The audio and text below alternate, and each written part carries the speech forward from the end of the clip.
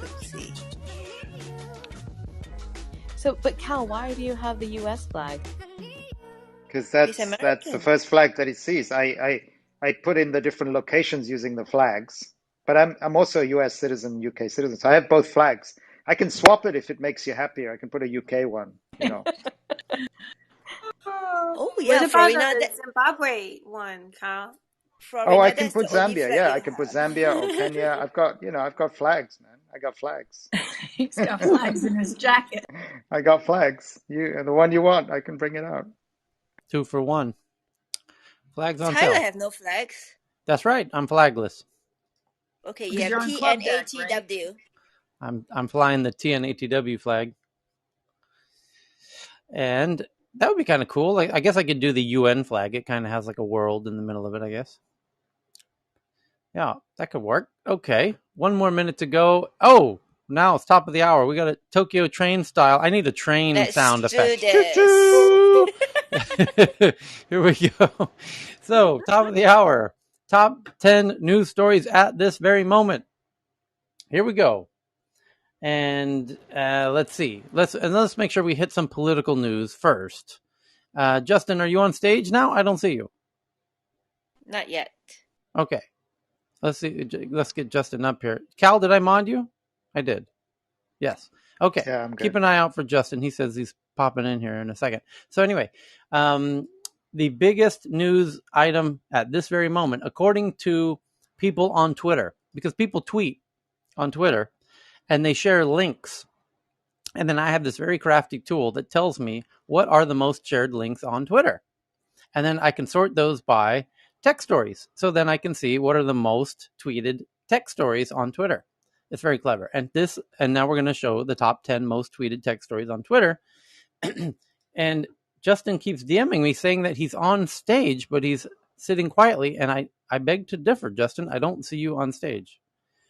So, the top 10 stories at this very moment. Now, just because they are the most tweeted doesn't make them the most important or even the most interesting. They often are very important. They often are very interesting. Some of them aren't. But after we do the top 10 top stories that your cousins and coworkers are tweeting to each other, then we go into the most important and the most interesting that they missed and overlook and have to do with where things are going in the days, weeks, and months to come, as we typically do. And that's where it gets really fun. And you can participate in that because all you have to do is send out if you find an article that you think is interesting, you tweet it from your Twitter account and you include our Twitter account, which is TNATW. Look at my photo if you can't spell.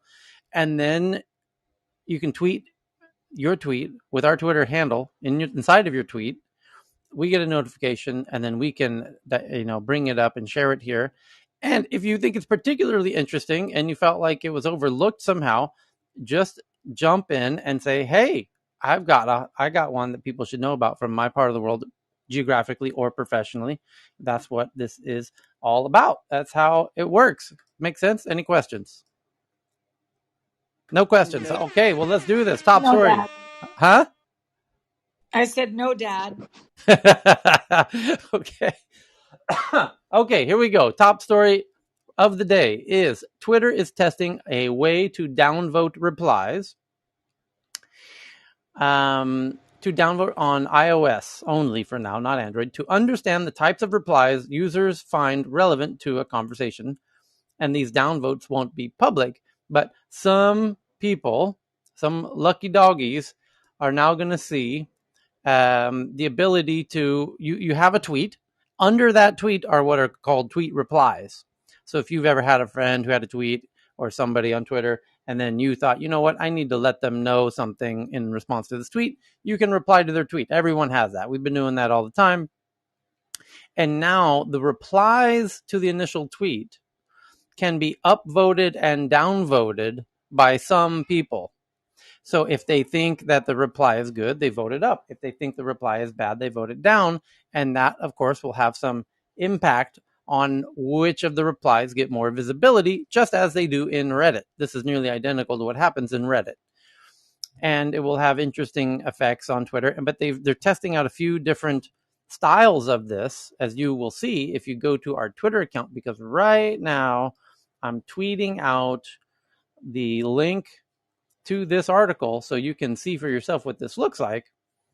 And it's dab nabbit, it's not letting me tweet it again because I tweeted it earlier today. So I got to find a different variation of this same story, like this one. Here we go. And then you can vote up or down with like arrows, up arrows and down arrows, or a thumbs up and a thumbs down, or a heart and a non-heart. So they're just testing out the user interface to see how this works. And props to our friend Jane Wong in Hong Kong, who was, as usual, found this feature. She's always the first to find all these new features on Twitter and everywhere. And when she found it, she said, hey, Twitter's testing this out. It's coming, it's happening. And one of the key people on that team who's doing that, in fact, the key person on that team who's doing that at Twitter, said back to Jane, because everyone at Twitter knows Jane. It's kind of an ongoing joke inside of Twitter. Yeah, they send her, gifts and stuff in the mail. And they said, actually, we're testing all kinds of things in this regard of getting more feedback from users about how they feel. Because right now, when you read the replies to tweets, they're sort of done chronologically. Like whoever replies first, they're on top. And then whoever replies after that is below them. And sometimes those replies are totally stupid, just like YouTube comments. And sometimes they're totally brilliant. And it would be nice if the brilliant ones were moved up to the top and the stupid ones were kind of buried at the bottom. And I think YouTube is doing that as well with their replies now, where they let people vote up and down the replies or like the replies. Anyways, it's very helpful. I'm glad they're doing it. And it'll encourage people to leave better replies, because if you leave a good reply, you'll be the top reply and everyone will see that. And then if people think you're a really clever replier, they might follow you on Twitter. And so now people are incentivized to leave really sensible, smart, intelligent, witty replies, and disincentivized to leave stupid replies because they get buried. And after 100 times of having the replies buried, maybe they realize to themselves, you know what, maybe I'm a dipshit. Maybe I'm a jackass. Maybe I should just keep my opinions to myself, because everyone seems to vote me down whenever I say stupid stuff on Twitter. And that, I don't, maybe that's a good thing, maybe it's a bad thing. I'm not so sure, but we'll find out, because they're certainly testing it out, and that's the top story of the day. So on to the next big story. Number 2 is California Department of Fair Employment and Housing has sued Activision Blizzard for sexual harassment of and discrimination against its female staff. And long story short, video game giant Activision Blizzard, maker of incredibly huge games like World of Warcraft and Diablo, fosters a frat boy atmosphere, and the ladies at Activision are sick and tired of it. So the California Department of Fair Employment and Housing is now suing the company for sexual harassment and discrimination against the female staff. It's pretty much as simple as that. And we'll have to wait and see how that court case shakes out to see if the ladies win, or if the California Department of Employment and Housing wins on their behalf, and what kind of fine they might give, what kind of penalty. And no doubt there's going to be a lot of really interesting testimony in there, because the witnesses, meaning the female employees, are going to spill the beans, and it's going to get weird. It's going to get wild. I mean, it's going to, well, we'll see. No, that case is coming up, so that one's going to be one to watch. Next, any quick comments on that one? Anyone know anything about Blizzard, Activision going once? Johan, what do you want? What do you got? Thing is, I sent you a DM that you need to handle with delicacy. Yeah, I sent you to it on Twitter. Just now, I got it. It needs to be handled. You need to do it in some way. I can't find out. You see why you end up. What is the horse list? That was, I didn't call it the name. It actually has from the Greek mythology. Huh? The Pegasus. The Pegasus. Oh, that they are on it. Yeah, handle that with care. Okay, for sure. What degree of certainty do you have? Absolute. Oh wow! Wow. I did pull quite a few of your names. Right. I couldn't find any one of you with the names you have here, at least. Okay, so Johan sent me, because Johan is in the cybersecurity space, and he just discovered an incredibly important individual in Sweden who he knows is a friend of mine who is on the Pegasus list. Wow. Wild. By the way, I don't know whether you guys noticed, Johan is day by day becoming like a Tim Hawkins voice. Yeah. Sometimes, Johan, why is that sometimes your voice sounds like you're using a little child's microphone? It's my headset. This is a work rig. It's not an ordinary one. Yeah. Okay. So yeah, it's a different one. Okay. So now I'm have to figure out. Well, I just got to ping my high-profile friend here and let them know that they are on Pegasus, and they might not know that. Actually, they're not a super obvious target, but it's not a surprise either. So, wow, thank you for that, Johan. I will tell them.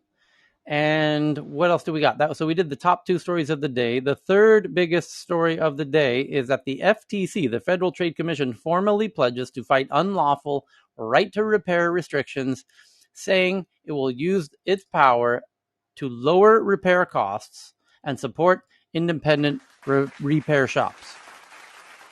Thank goodness we're finally seeing some sanity here on this issue. I don't know about you, but I feel like I have the right to repair the products that I buy. Anyone disagree with that? Anybody? Going once?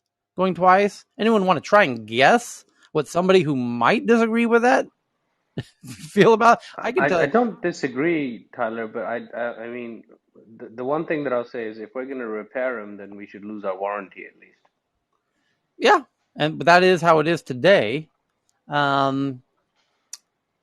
Right to repair. Yeah. Or at least have authorized service centers do it. You know, you have to have some authorized technician. That's how it is party. now. Yeah. It's such a But sticky one. if you think about a car, though, if you buy a new car, you don't have to bring it back to the dealer for, maintenance. You could go to another place, and as long as it's done according to whatever the standards are, then it doesn't void the warranty. Yeah. Yeah, Tesla? that's only after the warranty period. Yep. Okay.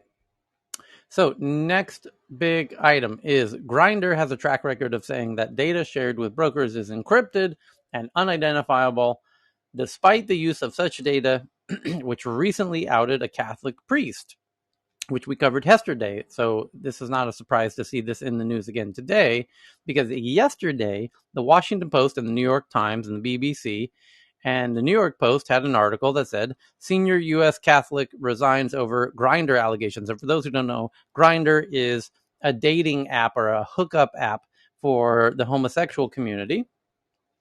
And yesterday, the Washington Post said, a top U.S. Catholic Church official resigns after after obtaining his alleged Grindr app and phone location data from an undisclosed data broker. And so naturally, some investigative journalists contacted Grindr to find out, WTF, how did this happen? Somebody who's a member of your community, got outed. You outed somebody who, this is really the worst case scenario in the area, the commonly stated worst case scenario in the area of data privacy, is that people who have terminal diseases get outed that they have them. They would rather that not be known. People who are transsexual or homosexual get outed, which, they've not come out to their family and friends and coworkers, and then they get outed. And this is worst case scenario. So how is it possible that an app that caters to, the homosexual, transsexual community is outing its own users? That makes no sense. So the investigative journalists, are digging on Grindr to find out, what's going on. And the headline is, Grindr has a track record of saying that data shared with brokers is encrypted and unidentifiable, despite the fact that this same data was used to out this Catholic priest. And it turns out that yeah, Grindr says it's unidentifiable, but if you follow tech news around the world every day, you know exactly what happened, because this story came up about 5 days ago where unidentifiable information means, your unique identifier inside the phone isn't shared, but like some code, that is used to identify you, like your IMEI number inside of your phone is what's being used. But it turns out there are reference tables that you can go to and look up who is the name associated with this code. And it's incredibly simple to do that. It's like looking up a phone book. It's like in the old days, there was these books full of phone numbers.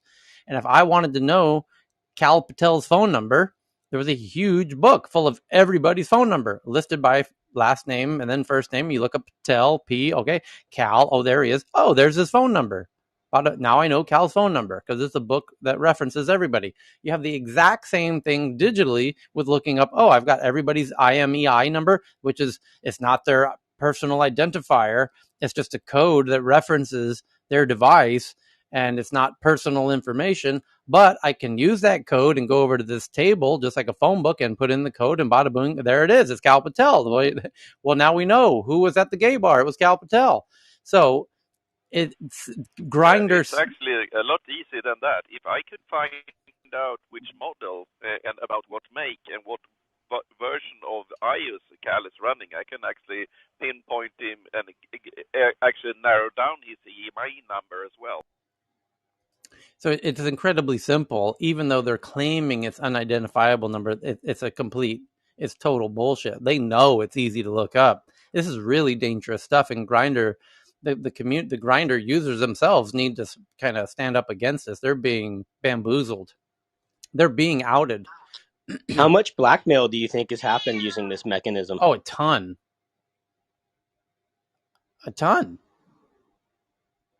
You have to wonder if the priest was not, reached out to in advance and be like, hey, we just found this out. Like, how's $1 million sound? I mean, you know how many influential people can be outed in that way? Oh my goodness. You want to talk about valuable information, like outing somebody who hasn't, that doesn't want to be outed. Oh my God, that just makes me sick to my stomach. Tyler, the more I listen to tech news around the world around this data, the more I'm falling in love with China. It's just I know. Hey, kudos. Yeah, you know what? Ding, boom. And we say often, hey, you know what? There's few countries. There probably is, other than Sweden, very few countries who actually understand these issues the way that China does. China understands data, and to the detriment of many people, and to the benefit of many people. But credit where it's due. China's not flawless. No country is, and they certainly have their faults, but they certainly understand the power of data. And the thing is that, Kyle, there's another layer to this. I mean, I know when we say good things about China, there's a lot of people on the audience probably think, all their human rights issues. That's not what we're talking about. I think, like you said, what we're talking about here is that what is the world is exposed by this innovation and all the way we are pushing the data is that we realize what a domino we built in the Western capitalism, and it's all becoming, unscrambled right in front of us. While you have India and China, they have it next 20 years to get this shit right? So all of the shit that US is, done, or the Western world is done, I think India and China, if they can really use this opportunity well, they can really make sure the data is, so I think that's what it is. I think you got to give a kudos to China, and hopefully the India is heading the right way. Oh, we regularly do. I mean, and don't get us wrong. We give China more shit than anybody, but we just call it as we see it, as best call as it we like can. we see it. And sometimes they get it right, sometimes they get it wrong, just like the US. No, but there's a flip side to that, Tyler. Just, by the way, just like Israel, just like Russia, just like everybody else, we're calling it from the geek perspective. From the geek perspective, you gotta admire China's way ahead of other countries in their understanding of the power of data. And yes, they use that against the Chinese people in negative ways at times and in positive ways at times. But we're just saying they understand it. And that alone is impressive because very few countries do at this point. No, I was just going to say, Tyler, one thing around that. I mean, Grindr might out you to people around you, But the same example applied to China, they'd out you to the CCP. Which one is worse? I couldn't hear what you said, Faraz. Sorry. I said, in certain instances, for example, Grindr might out you to people around you or your community in certain countries. But regardless of my supporting different countries, in China they'd out you to the CCP or various other Oh, I see government what you mean. Well, that's part of agencies. the social credit system. Yeah, you have neighbors telling on each other. Exactly. China, So China I is don't know which one is strangely, worse, right? China is very tolerant of homosexuality. It's, believe it or not, it's not a Right. stigma like in some Correct. places like Dubai or the UAE. Fair point. So, Well, thank you very much for that comment, but you should visit down here and see some of the things in terms of certain No, communities I and go to what they're Dubai doing. every year, but I'm just, and again, I'm just pointing out a fact. It's pretty your stigmatized in your some point's more countries. about China, which is you're right. Being gay is not an issue in China, essentially. So, next biggest headline we've got. The next one up is that the Biden administration promised to review Section 230 in response to anti-vax posts on Facebook will fail since being wrong online is protected speech, which is an interesting point. So, this is from The Verge. It says last week the White House declared war on anti-vaccine misinformation on Facebook's moderation system. President Joe Biden said that Facebook and other social networks were, quote unquote, killing people by hosting false information about vaccines, although he later softened the attack. Facebook disputed the accusation sharply, promoting its vaccine efforts. And yesterday, the Biden administration hit back with a troubling and unnecessary promise that it was reviewing internet law in response to misinformation. And then this journalist says, I want to be clear. The White House's vaccine push is a good thing. American COVID-19 cases are abruptly rising as the virus's Delta strain spreads. Fewer than half of all Americans are fully vaccinated, and nearly all recent U.S. COVID deaths have been among unvaccinated people. A significant number of Americans report believing theories like the U.S. government is using the COVID-19 vaccine to microchip the population. Yeah, it was, in fact, what did we say? 20% across the board believe that people are using COVID to chip people. 9% of people who got the vaccine think the U.S. is chipping people. 50% of people who haven't got vaccines think that the government is chipping people, but on average, 20 across the board. Anyway, so an idea that's literally made up and wouldn't even work.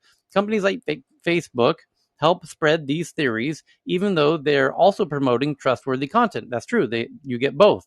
And election officials can urge companies to stop doing something that's harmful or even illegal. But the White House hasn't spelled out the last part of the equation. Instead, it's offering blurred lines between reasonable guidance and unreasonable government crackdown on condoning the idea that Facebook should be illegally accountable for false claims, because then that's heavy duty shit if they're accountable, like what's happening with Twitter in India, for example. In an interview with MSNBC about anti-vaccine information, White House Communications Director Kate Bedingfield responded to a question asking if Biden would change Section 230 to make companies liable for publishing that information, and then opened to lawsuits. And she responded that we're reviewing that, and certainly they should be held accountable. The idea that Section 230 is holding back a crackdown on misinformation is, well, misinformation. According to this journalist, Section 230 protects against lawsuits involving illegal content, and anti-vax information is not technically illegal content. Well, there's one way to fix that, which is to make it illegal. With limited exceptions, the First Amendment allows people to lie and be wrong online. There's nothing for the Biden administration to review unless they believe one of these three things. Vaccine misinformation falls under existing First Amendment exemptions like defamation or fraud. Vaccine information is so harmful that it should be made illegal. People should be encouraged to punish Facebook for hosting bad but legal content by making it fight frivolous lawsuits that it will almost certainly win.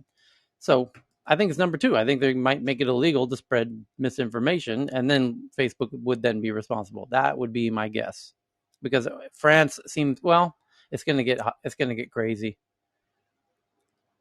Or But the thing is, Tyler, isn't there yeah. like there was a data a couple of days ago? There's 12 people spreading the 60% of the anti-vax and all of Correct. this false news. Isn't that be easier just to target them, just to at least that's 60% out of the straight Yeah, away. No, and I think that makes a lot of sense in a way. However, you're gonna open up a powder keg and a can of worms by doing that, because those particular 12 people, the misinformation dozen, are highly influential people.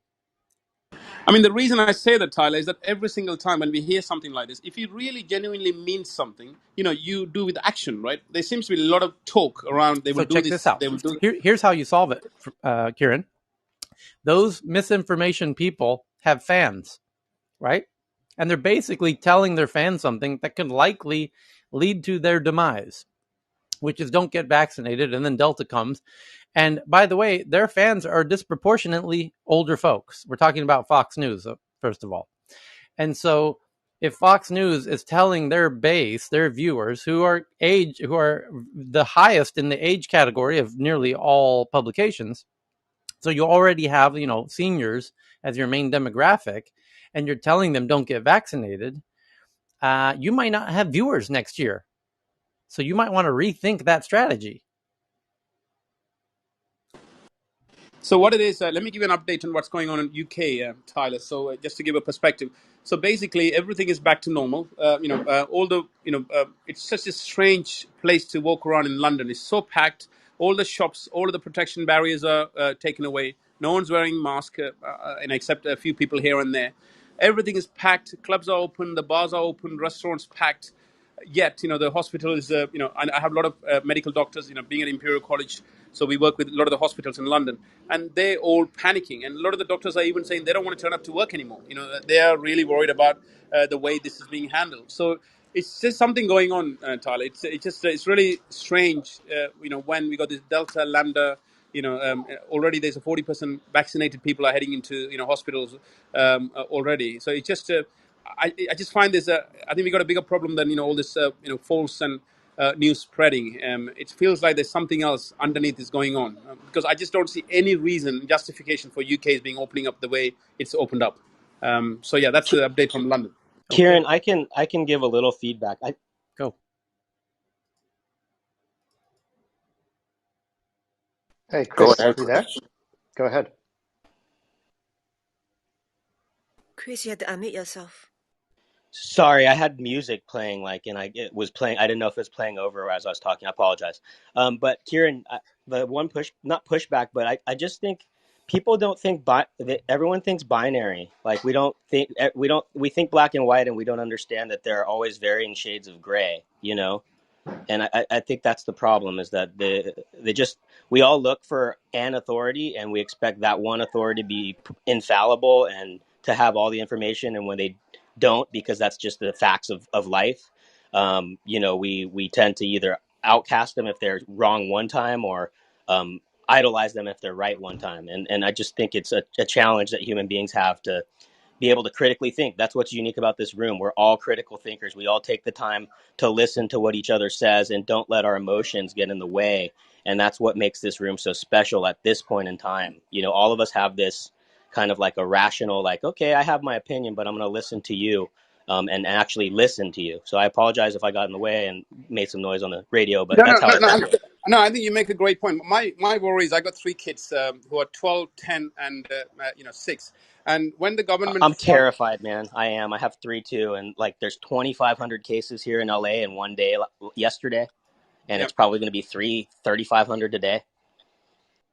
So my worry is that when they, trying to shove, under 18s to be vaccinated, when you have already, we have issues with the, people who's already been vaccinated. That's the first thing. Second thing is, look, the UK is a special case. There was a guy called Dominic Cumming. He used to work with Boris Johnson, our prime minister, on all of these decisions was made during that COVID. All of that things, the plans, how things should be done. And now he's coming out in the last couple of weeks saying that there was a time that he wanted to get rid of Boris Johnson. Right after that he won the majority. And a lot of the decision that it was taken, the way it was taken, I think there was one point apparently Boris said that let the over 80 die. I mean, it's just people who are dying are over 80. We don't need to worry about it. Why people are making a big fuss out?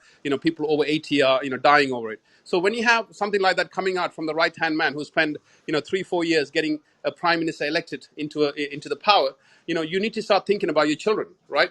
Do you think that he cares that if he can say if over 80s are dying, why are we making a big deal out of it? That's when he was after a couple of weeks later, he realized he made a mistake and he went into the full lockdown. How can you trust these people now? So the point is that, sometimes, yes, I agree. By looking at history, yes, there are things that we had to sometimes be bold and go with it to get on with the life. But sometimes you have to look at the leadership. What's the agenda, right? So to me, that's where my worry about UK. When there you have a leader which clearly say that he doesn't mind if anyone's over 80 dies, let it be. What's the big deal? I think that to me is my concern when it comes to under 18. Okay, so Also, the vaccine hasn't been approved for young children yet either. So that's a risk that we all face. So the next big story is Bloomberg now says they have sources in the continuing drama of Didi, which is the Uber of China, which went and did a New York IPO against the wishes of China, by the way. This is a wild story that's been going on for several weeks now. And now there's an update. This Bloomberg sources say China sees Didi's decision to go public despite regulator pushback as a challenge to its authority and is considering unprecedented penalties, including possible delisting from the New York Stock Exchange. Ouch. Ouch. Ouch. Wow. Crazy, crazy, crazy, crazy. So to unpack that story, this is a huge story. So Didi is the Uber of China. They're delivering everything, all the people and all the food, a lot of the food and everything else. And they decide we need to go do an IPO in America, in New York. Why did they do that? That's a whole other interesting story. And it might have something to do with the fact that one of its main investors is SoftBank from Japan, who's very best friends with Alibaba. And Alibaba was doing a big IPO with Ant Financial, which got shut down. That IPO got shut down by the Chinese government. And that right after that IPO got shut down, that was in January. And next thing you know, SoftBank's other big investment in China, which is Didi, says, you know what? I think we want to go IPO in New York so our Japanese investors and American investors can get their money out of China real fast. And they tried to go do an IPO in New York. And 1 week before they're about to IPO, China taps them on the shoulder and says, hey, where are you going? Not so fast. No, you don't. You're not going nowhere. And they said, oh, yeah? See you later, buddy. We're running run. Get in the chopper. Go, go, go, go, go, go. IPO in New York. They're trying to stop us. They're trying to stop us. Let's go do this. And they went and they did it, even though China told them not to do it. And they did it. And they IPO'd. And then 24 hours later, China jumps over the ocean to New York, just clear over the Pacific or the Atlantic. They could have gone either way in that case. And then meet up with Didi in New York and say, we told you not to do this. Now we're doing a big audit and we're doing a big security investigation into all your data and snooping all around and going all up and down, shutting you all up and down and got you all bound up. And now the headline from Bloomberg is that China sees Didi's decision to go public despite their request to not do so. They see it as a challenge to Chinese authority and is considering unprecedented penalties, including delisting them from... You thought you could have a party while we went on vacation to celebrate the 100-year anniversary of the CCP, didn't you, Didi? I see what you Didi'd there. You see what you did? I see what you Hey, did. hey, Did. hey, Tyler, if they force a delisting, it has a lot of collateral consequences. First of all, when they delist, Didi's going to have two choices. They're either going to have to, in an SEC filing, acknowledge the truth that the Chinese government made them delist, because you have to give a reason for delisting, okay? Or they can lie about it, and that's a crime in our country. Okay, that means you'll never get back if the United States determines that they lied to the SEC in a filing. So, and I also think it has consequences to other Chinese companies that maybe like even Alibaba that are listed here. It's do they have to put that into a risk factor now? Because if the risk of delisting is a risk for an investor. Usually, you only see it in companies that are financially deteriorating. And yeah, I mean, and I've seen it many, many times. Usually not off the New York Stock Exchange, usually on NASDAQ, where, they tell you, we may get delisted, because of their, financial weakness and then in the pink sheets or something. So it has a lot of connotations to it. It's a very big deal, if the Chinese government forces that. Yeah. So it's CNBC and Reuters and Bloomberg all covering that. Yes. Tyler, think about that story is that, when we talk about so you're talking about what is it, Tencent was the biggest hit, right? So since April to now, they lost about 270 billion in market cap. And Alibaba around 170 billion. Meituan is about 120 billion. Pinduoduo about 90 billion. You got this, what is it, Kuoshu, and then JD.com, Baidu. Combined, they lost about 1.2 trillion since April, since that decision. What does that shows you about? They don't give a shit about, I think they see when we think about China, we always think about how they're careful with money and it's all about money, making money. And they wouldn't do this just to bring it $1.5 trillion in 3 months if they didn't take this very seriously. I think they're very serious. And I don't it's a know anyone. I don't know anybody accusing China of just being focused about money. I think people accuse China of having power, wanting power. I think you're right. Absolutely. They don't care about the money; they care about the power, and that's why this headline says that they see it as a challenge to their authority, and so they're going to make an example of them to discourage anybody from ever attempting to do the same.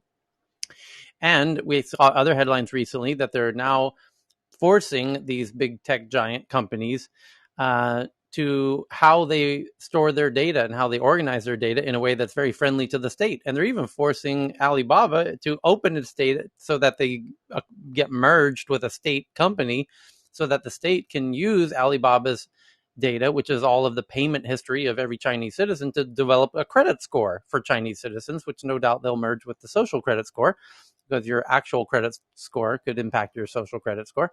And they'll likely add in Didi's data to that too, because where you went might have something to do. If you go to the wrong places, that might lower your social credit score. If you go to the right places, it might improve. So it's going to get super, super interesting. And they're even setting up what they call a data warehouse, data marketplace, where all of these big tech companies are going to have exchangeable, make it easy for the data to be transferable in a way that the government's able to overview and utilize and manage all of the data of all the big tech companies, which would just continue to consolidate power at the head of the government. And by the way, doesn't this make Trump's concern on TikTok look correct? Yes. I thought, well, yeah, but it was. I mean, geeks already knew that it was. Geeks know that TikTok, that data that TikTok has in the US, there's military personnel making TikToks on military bases that are not publicly known military bases. There's all kinds of stuff that's going on in TikTok that is benefiting, that shouldn't be in TikTok.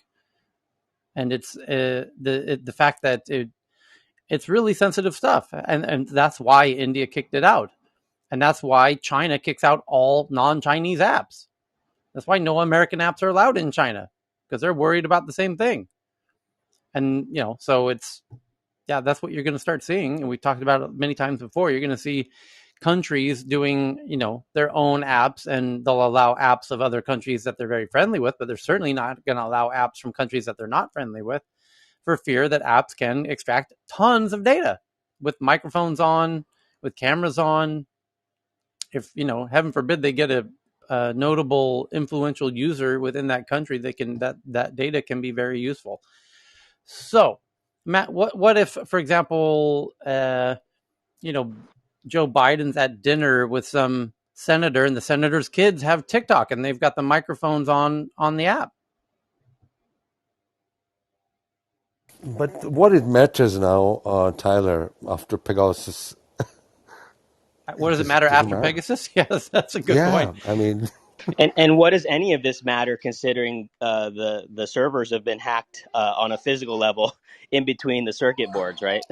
It's funny. So next big story is there's an app called Clubhouse. Clubhouse? Clubhousey. Clubhouse. Clubhousey is no longer invite only, as it exits beta and says that 10 million people on its wait list will be added to the app over time. The app going wide. Clubhouse is going wide, and they've got flags, and it's called Clubhouse. Anybody heard of this thing? Does it work? What is it? Cheryl, have you used it? I'm seeing new flags on my profile. Oh, is that the one? I think you're using it. So the next big story is Google rolls out backup for Google One. So all your data can be backed up, a unified Android cloud backup that syncs all of your app data, your messages, your photos, and more. There you go. Pretty handy little tool.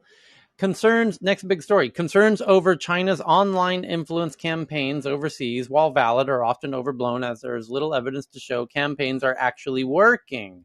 Because we make a lot. So this is the headline from a tiny little outfit called Just Security. And Wired has a similar headline today that says China's hacking activities are increasingly resembling those of Russia and North Korea after the Ministry of State Security largely took over operations in 2015, which is the MSS, which is in China. Ministry of State Security is the Chinese,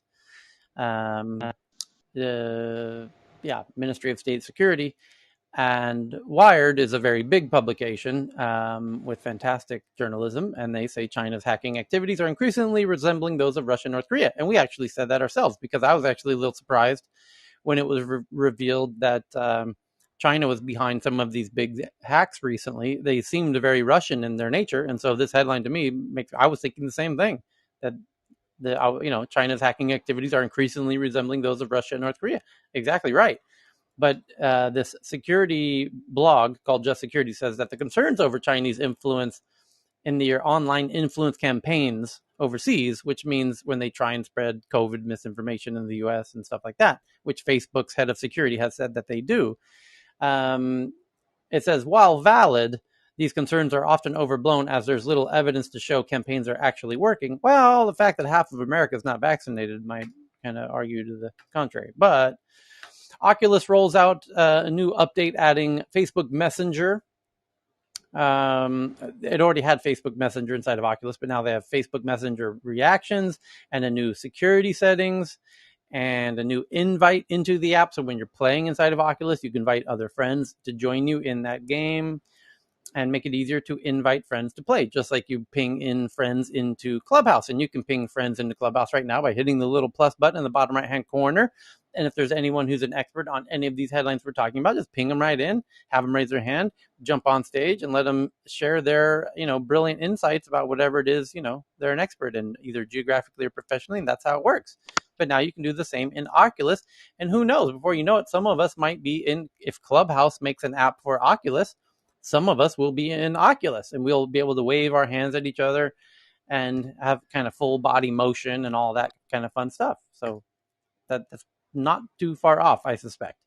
Facial recognition. Tyler, may I add something really quick to Go that? for it, JT. So one thing that was missed from that is that Oculus, the new update 31, they're actually adding also something called experimental pass-through API for mixed reality. So they want developers to start creating AR apps. So they're trying to combine VR and AR into one device, which is going to be really huge moving forward. Okay. So they don't have AR at the moment. Right. And then Mahogany just sent me in a link from CNN that says the door is closing on Chinese tech IPOs on Wall Street. It seems kind of mutual that the Chinese companies Chinese tech companies no longer belong. Exactly. Yeah. It's like China doesn't want them there. America doesn't want them there either. Let's just, we're decoupling. That's what's happening. Didi drew attention to how Beijing may respond to Chinese tech companies doing U.S. IPOs. Now, there is also a very real possibility that the U.S. moves to restrict new listings by Chinese firms, right? Because if this is what's going to happen when Chinese firms list, we don't want them. That's just a whole bunch of headache. No, thank you very much. So the feeling is mutual. Mutual, yeah, the feeling is mutual. So, what else do we got here? Next big story is facial recognition company Clearview raises $30 million during Series B amid illegal and ethical concerns, with new investors requesting they not be publicly identified. Clearview is currently the target of multiple class action lawsuits and a joint investigation by Britain and Australia, and yet just raised $30 million. And we did a whole, that's from the New York Times, and we did a whole we spent half of our last meeting 7 hours ago essentially centered around that whole point and all of it's a whole interesting area, the whole area of facial recognition. There is so much more to that than meets the eye. And if you were here, then you know what we mean. But if you weren't, join us in our other time zone. Click on the title of the room where you see we meet twice a day. In our other time zone, we often go into this issue of facial recognition in very deep ways that are truly fantastic, I have to say. Very enlightening indeed. But it's a very, very long conversation. Next big article. Magic is a startup which provides a SDK for developers to implement a variety of passwordless authentication methods. And they just raised a bunch of money by my very dear friends at Northzone in Stockholm. And this is indeed one of the technologies that investors want to invest in right now, which is passwordless authentication methods, just like Facebook Connect or Google Connect. But what if you don't use Facebook or Google? Then how do you log in without a password? Well, that's where you need a unique, decentralized solution that isn't tied to any one platform, that can work on every platform.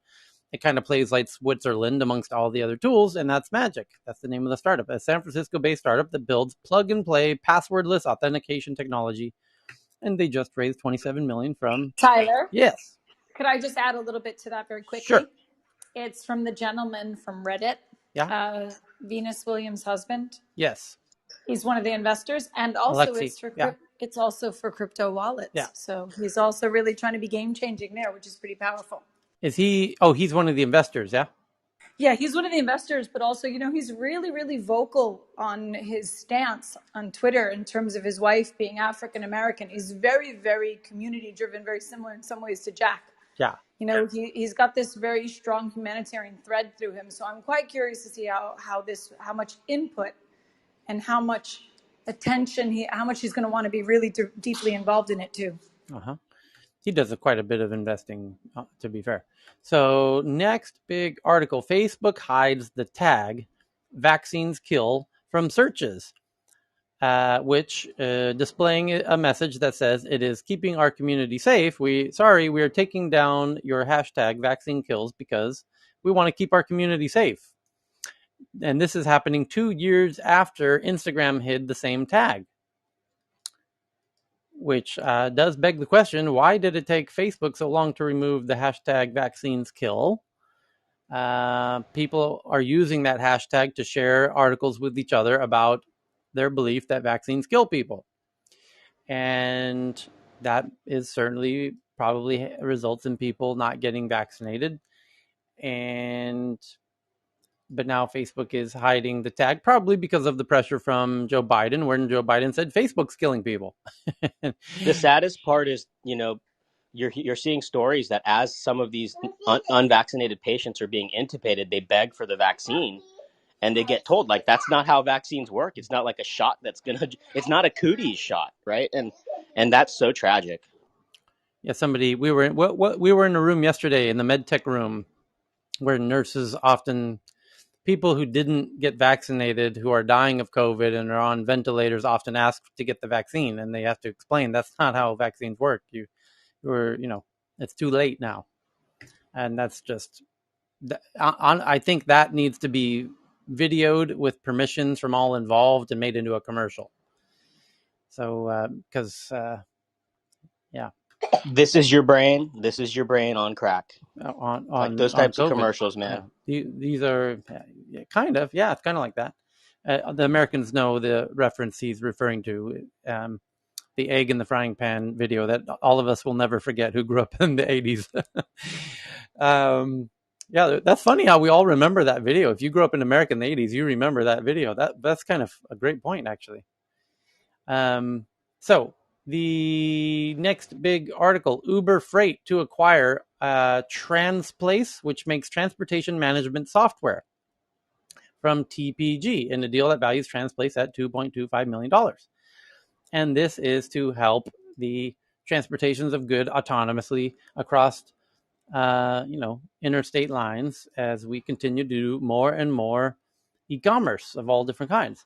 Spanish police have arrested a UK citizen named Joseph O'Connor at the US request, so he's being extradited to the US from Spain as a UK citizen over his alleged involvement in last year's hack of high-profile Twitter accounts like Elon Musk and Bill Gates and several others, and even I believe Joe Biden. Let's open up and they'll remind us who all was the victims of that hack. Yeah, it was Joe Biden also, by the way. And Tyler, Yeah. I also went on that story, if people read it, it was a low-level hack. It wasn't like sophisticated technology. Correct. It was They a basically social called, engineering. Yeah.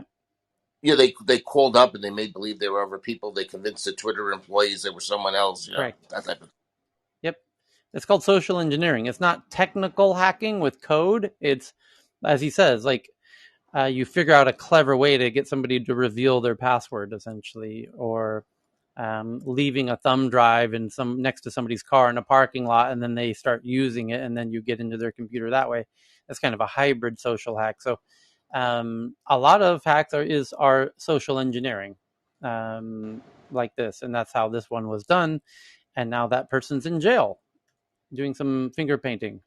So the next big article is that Visa buys Currency Cloud, which sells software for banks and fintech companies to process cross-border payments in a deal valuing the UK startup at about $1 billion.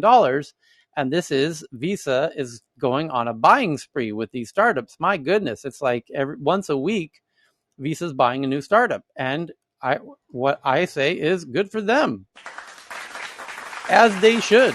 They still have a lot of money. They still have a lot of power, and they need to get into this fintech game ASAP and start buying up all of the best fintechs, especially the ones that they can help bring to more higher levels of prominence and influence, because their traditional business models are now being challenged fundamentally. And also, Tyler, if you, I think we covered that earlier.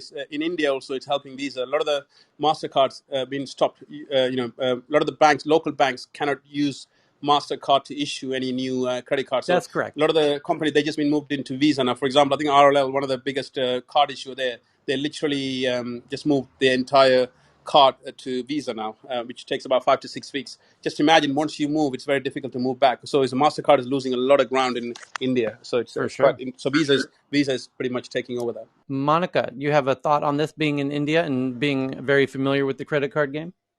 Yes, Tyler, I know that RBL, by the way, this, so the inside news is that RBL had already signed up with Visa a long time back. So all these deals that are brokered typically over years, and the account manager who did it as well is an ex-Mastercard employee. So I know him very, very well. I'm sure Aaron has also known of him. So this didn't happen. The timing was such that it just looked like unfortunate timing where the deal cracked through and RBL was able to push literally to sign on the dotted line. And what they're doing right now is to implement the connectivity with Visa. So they should be ready in about 5 to 6 weeks at the bare minimum. Maximum, it would take anywhere between 8 to 12 weeks. And they should be ready to start issuing Visa cards. But I don't think anything will happen to their current base. But this current Visa acquisition that you just mentioned, I think this is going to be pretty huge because from what I understood, and I'm still trying to understand why Visa would buy this company, I think Visa is really trying to spread its wings in the EU, and they're trying to buy companies that will offer something niche. This one, though, I haven't ever heard of it, so probably I have to do my own analysis around it. But Visa is definitely in for an acquisition spree, and you should be hearing about something similar in India, where they've opened up a new program where they're actually looking after and going after some fintechs. So that should be launching anytime soon as well. Okay. Thank you for that. I can, if you want, Tyler, Yeah, I go, can add a Aaron. bit more. Go. Yeah. So I've actually used these guys before, Currency Cloud. I've worked with them and I've actually implemented their APIs. I kind of, in a way, like Monica said about trying to work out why Visa are doing this, I feel sad for the fintechs. I really do, because they've gone out there and they've built some really cool technology, some really cool APIs that are, it's cloud based, it's forward thinking, it's future proofing. It's very clear to me that Visa, MasterCard, I mean, when you listen to Jack Dorsey and when we listened to Elon yesterday and Kathy Wood about building the next generation infrastructure, the decentralization, the blockchain, like Visa, MasterCard's infrastructure is 75, 50 years old, right? So they're going to have to retrospectively look to plug this, modern technology of Currency Cloud into it. And those that understand, a .NET infrastructure, the back ends, that, this isn't going to be easy for anybody. And I feel a bit sad for some of these fintechs that are getting acquired by these guys, because they're selling out the tech, but it's just going to get consumed into this huge organization, and it won't be that well implemented. Like the Currency Cloud that I used will have disappeared, and someone else will come along and just build it more modern and plug it into a blockchain, because that's where the future is going, not on 1975 or 1950s architecture.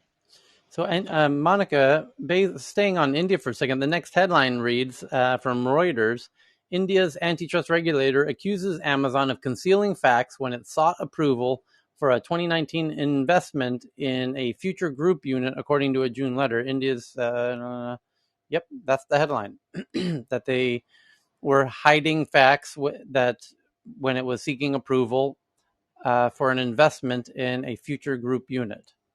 Is that making any news in India at the moment? Have you heard that one? Looks like it's Tyler, this should be your favorite topic, but this is everything is attributable to that one specific word that owns everything in India. It's Reliance. So Reliance is actually has created this arbitration asking for this particular deal to be scrapped because they were already in talks to buy this future group because of its retail footprint in India. And then Amazon came in. No, sorry, Amazon was trying to buy them, and then that's when Reliance came in. And now it's been fought in court. Amazon didn't let this go, and they wanted to take Reliance to the cleaners. But obviously, Reliance has its foot forward in terms of being able to get the best lawyers to say that Amazon themselves should not be trusted with the information that they've provided. But a lot of this is actually not in the public domain. So the news article that you're providing, I think they're providing snippets based on what might have been presented, but I'm not sure about more details. okay. So But it's let's unpack this, because this is super yes. interesting, because we've got you and super intelligent, informed individuals on the ground in India, in the industry. You're there both geographically and professionally. And so the issue here is that Reliance is one of the most powerful companies in India, and it's a mega company, right? Similar to Google in a way, where they've got lots of different things going on. Yeah. Yes, Tyler. I think that's one of the things we talked about right a couple of weeks ago. And another thing you need to understand about. Let me see if I understand correctly. That Reliance is this huge, super Yes, powerful absolutely. domestic Indian company, and they don't like Amazon coming into India and competing with them. And So so, unlike and hang so on, unlike Amazon, hang on. Let me see if I got this right. So Reliance is also, because they're domestic in India, and they're probably friendly with the government, and so between Reliance and the government, they can kind of make things difficult for Amazon to compete with whatever Reliance exactly. wants So to do. unlike Agreed. any other countries, Tyler, the thing about Reliance is that they're deeply entrenched with the political system, and that's been for the last 100 years. So it's something. It's not like US, the way the Amazon is a lobby to the government, the influence. It's not the way it works. It's literally over a coffee behind the scene. So it's just been deeply. If you look back in the last 70 years, where the family started, it's a deeply into the political system. So like I think we mentioned this about 3-4 weeks ago. I think the government is just using Reliance as a poster child to play all of that stuff. And there's another interesting thing going on, Tyler, the last couple of days in India, which is this. There was a famous Bollywood actress called Shilpa Shetty, and her husband was recently arrested about 4 days ago because he made a porn. So basically, he had this app where he registered the company in UK because of the law locally doesn't allow you to upload data or any content which is pornographic in nature or an adult content in nature. And he's been playing that loophole, which is still not proved yet. But there's a big thing going on, which has been purely driven by the political from all the way from Modi. I think there's something going on because in a country like India, it's a very Hindu certain religious dominated, right? So certain kind of a story doesn't go really well, especially when it comes to against women, like pornographic. So he's playing that card, even though that guy might not have done what he's done. But the way he's playing the Modi into this is that they are making this pornographic adult content in India. They are going away by registering the company in UK, and then they are making Indians watch those pornographic and making money out of them and shipping the money out of UK through the offshore accounts. So it's a big thing. So they are actually going after everything in a multi-front. So it's quite an interesting thing to keep eye on. That's also been a breaking news in the last couple of days. So Reliance has, you've said now for decades, been very deeply tied with the Indian government. So even as powerful as Amazon is from the US, they're just no match for whatever Reliance wants to do. They're going to come up against it's a very difficult company to. It's a fish among sharks. I mean, it's very difficult to. I mean, it's pretty much a China done in a very democratic way. That's what's through. And one additional thing, Modi is Gujarati, Mukesh Ambani is Gujarati. Those Gujarati connections are deep. The state of Gujarat, that is, they come from there. in a sense, and a lot of people locally in India may not be able to say this. I can say this from there are the opposition talks about it and other people, but it's effectively helped Modi become prime minister, right, at the beginning, Oh, and Reliance did? it's just Mukesh Ambani, yes, Yeah, so because Reliance is he's so yeah. Reliance is so Absolutely, powerful that they absolutely, help put absolutely, Modi in power. Yes, yes, absolutely, yes. Oh, Oh, and you can Jesus go absolutely. Christ. look for stuff on this. You can go look for stuff on this. Oh But yeah, yeah. I I get now. I yeah, understand. Like that's now you're helping. That's helpful. So that's why Reliance can be. very powerful So person. now I understand because the article, if you read it again slowly, it says that India's antitrust regulator is making problems for Amazon, and India's antitrust regulator, in some ways, indirectly, is controlled by Reliance. So Reliance has an unfair advantage in that they have the government on their side. Oh, absolutely. They're the Amazon of India, That right? that that is what they were selling to us when they flew. I think I mentioned it a few months ago when we are talking about retail in India. They flew over the management team of Reliance. They wanted Best Buy to come and do business in India. They flew over in their jet. They came over, meeting with me and Brad, and they said, "We know India. We can make everything happen for you in India." In not so many words, they effectively said, "We can open up the entire political system for you." And I said, "Oh, hang on, my work with the US India Business Council representing retail, you guys are not opening up the retail sector, etc." I said, "No, none of that matters, man. You do a deal with us, it'll all open up." Literally, that's their game, right? So, and So I don't think they would yeah, like, Amazon's I going mean, in there guns blazing solo without any kind of partnership with Reliance, and Reliance like, listen, that's not how it works here. That's why It, these startups it, are starting to look at the civil engineering companies, right? Because they have that long established relationship. The Bechtels of the world, the builders of the world have the government ties. That we learned that here. This is such an informative room, Tyler. So Tyler, if you recall, once a couple of weeks ago, when or maybe months ago now, when the initial Twitter stuff started happening, me and Akil were in here with this thesis, and Monica was in here as well, and this is exactly what we were referring to. Where That Reliance is playing some role in the beef with Twitter. Anyway, it's because nobody outside of India knows Reliance. Yeah, I mean maybe in bordering countries, but they play. I mean, Americans and So the thing is, Tyler, it's not just in India. I mean, the Reliance reach really global. I mean, they do have a lot of strategic investment in UK, but in terms of home ground, there's nothing that can go through them. It's pretty much it's not just built over the last 20 years. You're talking about hundreds of years of history, and just like what Cal said, political influence is so powerful. The kind of the influence they have. It's very difficult. It's not the politics got that it. you see in So, US or in, as Monica said, this journalist who wrote this article might not even know that. So there's more to the story that you only get from locals on the ground, which No, they do. But the thing is, if it's a local, journalist, they will get a knock on the door by police, and you don't want to end up in a no. You don't want to end up in a. I they don't. lay flat. They lay No, you flat don't in want. India. One of the things, if you watch Bollywood movie, and one of the things that is very real, apart from the rest of the singing and dancing, is the police station. You know, when they arrest someone, they take you to the. They, that is a real shit. That is a real shit. So Guys, yeah. just to add a little bit of context, Facebook invested $5.7 billion in Reliance's Geo. That's their telecommunications and company. now you know why. So Yeah, Saudi Aramco and Reliance are partners. So all the big guys are partners with Reliance, including certain defense companies as well. because Facebook, somebody told Facebook, oh, you think you're going to go into India? You're going to need to do some kind of partnership with Reliance if you plan on staying there for any amount of time. Makes sense. So there's a thing. There's a thing in there. Just to break it down culturally, there's a thing. If you want to go to Sri Lanka and do business, there's a thing called the president's brother. It's called the 20% man. There's nothing you can do in the country without giving that man 20% somewhere in an offshore account. It's called the 20%. You 20% man.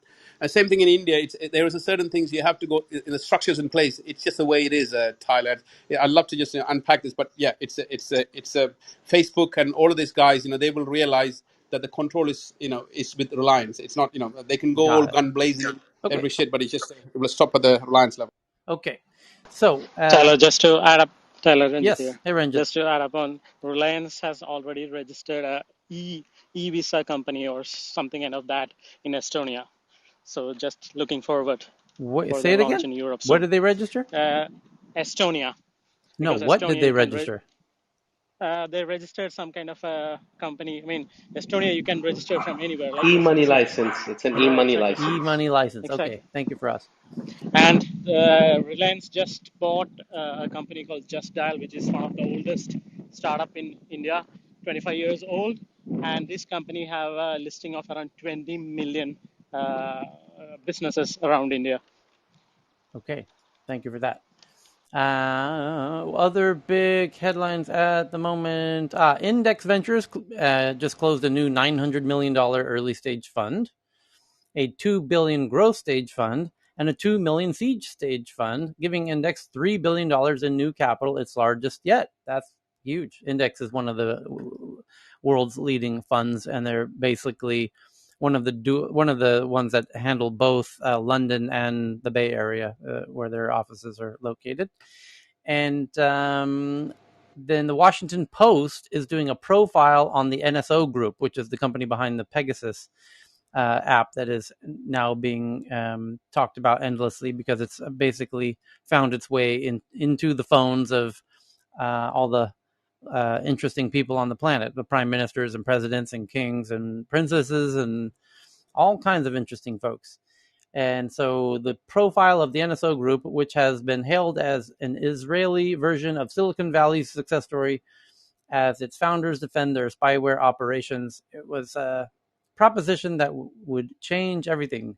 Two 20-year-old Israeli entrepreneurs who had been running on and on. So I'll tweet this out so you can read this profile to learn all about the NSO Group and their origins. No doubt. Tyler, Yes. just quickly, we haven't looked at it one of the angles, like on this whole NSO thing. I was looking a lot more deeper into it. That one thing I think it would expose is Israel has got obviously historic linkage with some of the governments, and obviously we know that. I mean, one being the U.S. and the rest of the countries. Two of the countries, we couldn't have actually thought of that they would have, access to this kind of technology. So with Modi, we already understand that India has got very deep intelligence relationship with Israel, but Saudi Arabia and UAE. So two of the stories I was looking at it, like yesterday, we actually today we discussed it, Prince Latifa thing. Now that's UAE, and Fras can actually shed more light on it. And that's the UAE government actually tapping into his own daughter to actually, recapture it. And the Saudi side is that, Khashoggi's wife and the fiance phones were tapped back in 2017. So it's been going on for so long, but how could the Saudi got hold of the actual software at that time? And the UAE has been doing it like for the past 3 years. And there was no diplomatic relation. There's still no diplomatic relation with Saudi, but yet there are some governments which were able to actually get hold of it, and Morocco being one of them, since it's been tapping into, the French president. So that's another angle on the diplomatic side that, some of the governments are going to be kind of like uncovered that they have some sort of relationship with Israel. So that's like a very, interesting angle to this whole, unfolding. Mm-hmm. Yep. So Can I make a prediction, Tyler? yes. So this thing with this NSA and all of that stuff that we heard about how Saudi Arabia has been hacking, Hassohi's. I think what I'm really surprised is that how this thing hasn't blown out of proportion. There's a lot to this, but somehow it's been very much controlled in terms of how deep this is.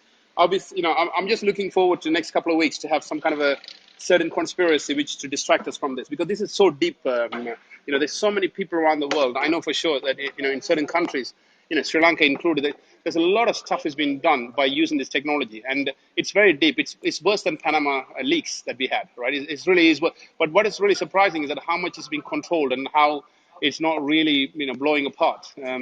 So to me, I'm fascinated how this is actually the very fact that some of the stuff that we've seen, but how someone like Hasohi is being tapped. His wife is being tapped in order to, all of and for Macron, he was on the list. And look at, for example, the Middle East. The girl got kidnapped from the UAE, the prince or the king's daughter, right? Yep. So all of these people so it's far deep, and what we really hearing is just a scratch of the surface. And I'm just really surprised how this whole narrative of the story is being controlled and is not really being on the is blowing apart. So I'm just looking forward to something is going to happen over the next couple of weeks to distract us from this, so we can literally forget about it and wash away this thing. Because if this shit really get exposed, there's a lot of people in trouble.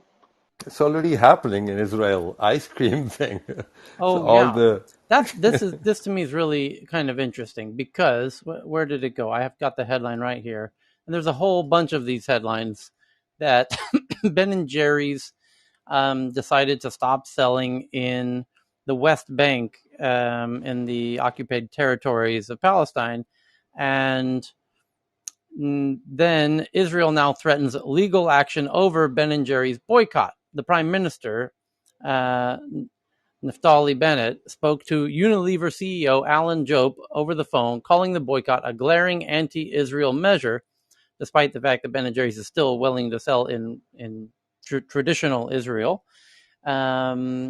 Israel threatens legal action, and it's now they're calling it terrorism, and it's kind of getting a bit crazy.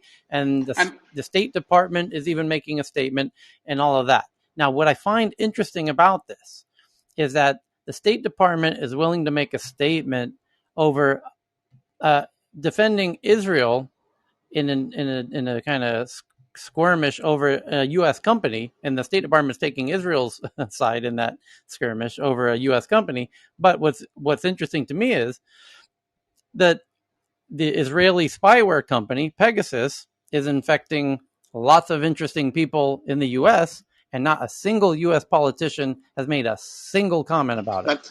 That's my point, Tyler. And the other thing is, Tyler, this the ice cream story you're talking about. So basically, all they're saying is that the ice cream, is that the local distributor contract is expiring in a couple of years, and we're just not going to renew it. That's pretty much what they're trying to do there, right? So it's pretty much what the Israel is saying is that no, you can't do that. You can't let it. You have to renew it, and you have to continue. So it's a lot of shit heavy-handed. I mean, if a company is saying that what. There's a local distributor that we are using. The contract is expiring, and we no longer want to. We let it run out, and then we're not going to renew it. I think the company should have to be able to have that choice to do that, right? So that's interesting. It's again how heavy-handed this thing is. But I just find it amazing how silent all American politicians are on the issue of Pegasus. Completely, utterly silent. It's one of the biggest stories of the year, and not a single tweet from nobody. And then, so Tyler, just wait for a couple. And then hang on. And then somebody won't sell some cookie dough ice cream, and next thing you know, the State Department's got to get involved. What? That's the distraction, Tyler. That's exactly my point. The point is, Tyler, just wait for next couple of weeks for Chinese and Russia to release something, because this is like a blood, and snakes are, there should be a lot of fire to this, and it's not. And I'm sure there's going to be a little bit more. Someone will stir a little bit more up just to give a exposure to how big this thing is, which I'm waiting for. The New York Times, Professor Ossoff sent in a story from the New York Times, who generally do their homework and check figures, that the coronavirus pandemic in India so far is likely to exceed 3 million, nearly 10 times the official death toll, making one of India's worst human tragedies in history, a new study reported on Tuesday. India's true pandemic death toll is likely to be well over 3 million. A comprehensive effort to estimate excess deaths in the country during the pandemic produced figures 10 times the government's figures. Ouch. The thing is, Tyler, if you go into South India in the middle of the night, I go to Chennai a lot. If you go in the middle of the night in South India, if any of you go there, you see on the street how many people actually sleep. I'm talking about pre-pandemic, right? So it's a country that if you go a little bit outward, the amount of people on the street and the people who leave their rural villages to come and work and how they live, the numbers that it's coming out of India. I think it will be even. I would be surprised if it's more than 3 million, or close to 3 to 5 million. It just yeah. Okay. I feel it's more. Oh, more than that, even, huh? Yeah. Okay. So the other big headlines at the moment is that blockchain startups raised a record $4.38 billion in Q2, which is up 50%. So blockchain startups are still getting a big boost. And quarter over quarter, a 9-fold increase from last year. 9-fold, that's a lot from last year. And fintech startups raised $30.8 billion, up 30% quarter over quarter. And let's see what else. Other big stories. The Cyberspace Administration of China passed an order banning minors from appearing online in live streaming ads, online courses with vulgar content or more. No rudeness, no cute kids, and no violence, no fan frenzies, and no smutty emoticons. No eggplant emoticons and no peach emoticons. That's interesting. I did not know that. Beijing fines and warns big tech groups over explicit content. China watchdog summons Tencent, Alibaba, and others for child-related obscene content. China bans children under 16 from appearing in live streaming and online video content. And you're asking yourself, well, how would they know if a 16-year-old goes into a live stream? If somebody's live streaming in an app and a 16-year-old goes in, 16-year-olds are banned, how would they know? How would they know? Well, they do know. Here's how they know. Because if you want to use a live streaming app in China, and there's several, but to turn it on, the app has been told by the state they must have a very thorough onboarding process, which requires the user to do facial recognition. Where they do facial recognition, they show their state ID, they show their home address and their bank account and everything, their mom's favorite cookie recipe and everything. So if you're going to live stream, they have everything about you and your relatives. Because if you say something that hurts dear leaders' feelings, they're going to come have a little chat with you shortly after they turn off your live stream midstream. And if you try and bring anybody into your stream who hasn't been also been identified through facial recognition, then this foreign face comes into the live stream that the algorithm says that is an unrecognized face. It's not part of our algorithm. We don't know what that face, whose face that is. The live stream ends. And so now basically 16-year-olds will not be allowed to authenticate inside of the app. So it's actually a very simple thing to do. They just remove all the 16-year-olds who are in the app, and they're not going to be able to participate in live streams. So it's kind of a simple thing to do. But it does highlight how efficient China is with all of these data issues, as we mentioned at the top of the hour. So, And Tyler, there's a Wall Street Journal article today on, I don't know if you discussed that, is how I think they did an experiment. They did a experiment with like opening 1,000 accounts to see how TikTok algorithm actually how it makes it so customized. What do you see? right. And they were mind blown by how it starts with if you think of it as each individual starts with a bucket of 5 million content. It will show you at the start. Then it narrows it down to almost about 100,000 videos because it's learned you so well. It doesn't need to go and look for that 5 million to 10 million videos that you need to pull out from a bucket. It's just a fascinating how it is. Tyler. I think they're so way ahead. The TikTok, I think the algorithm, the AI, the way it's been deployed, it's just mind blowing, right? I think. It's an interesting article in the Wall Street Journal today, and when I looked at it, I just think, you know what, I'm just definitely not going to let my children ever again on any of the social media platforms. Okay, so a couple of more big ones before we get into the more interesting ones. A poll of 750 tech workers, half are at least somewhat interested in joining a union. That's a quick summary of that. And then things are kind of changing at the big tech companies where a poll of many tech workers and half say they want to unionize. That could spell very big trouble for a lot of these big tech companies.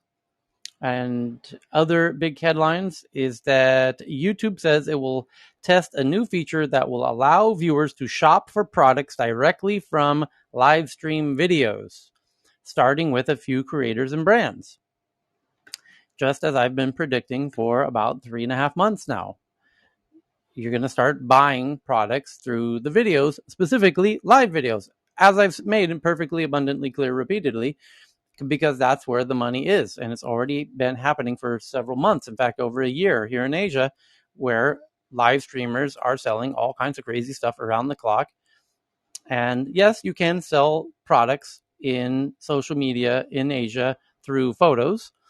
And then you realize you'll sell more products if you do short videos. And then you realize you'll sell more products if you do long videos. And then you realize you do even more sales if you do live streams. And that's why everybody in Asia is live streaming around the clock of all kinds of products all the time. And now you understand why it's not a surprise and why I've been able to predict with 100% certainty and been screaming like a madman, this is coming, this is coming, this is coming, coming your way. It's already here in Asia. It's wildly, insanely popular here in Asia. And now here's the headline today. YouTube says it will test a new feature that will allow viewers to shop for products directly from live stream videos, just like they do in Asia. And now it's just arrived a year later in the West. So there you go. So why is it Tyler? Is that Pinduoduo is 6-7 years ahead of this game, right? So Yes. now that China is completely taming it, and why the West is now following that path without learning, trying to understand what the lesson that why China is so scared of how the Pinduoduo was doing in this space, because that's exactly what they're trying to do. They're trying to copy what Pinduoduo was doing in China. There's more to it than that. The real thing they need to be concerned about, China is concerned that the tech companies have gotten too powerful.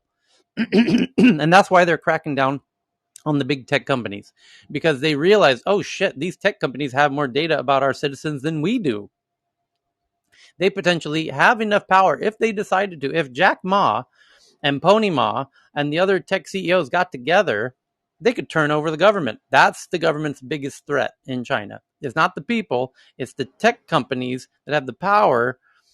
China doesn't really have any enemy threats that could overthrow the government, except for the big tech companies. The big tech companies did have the power. Jack Ma, not necessarily on his own, but if he did get together with the other big tech companies, they could pull off something, right? You see what I'm saying? They had a lot of power.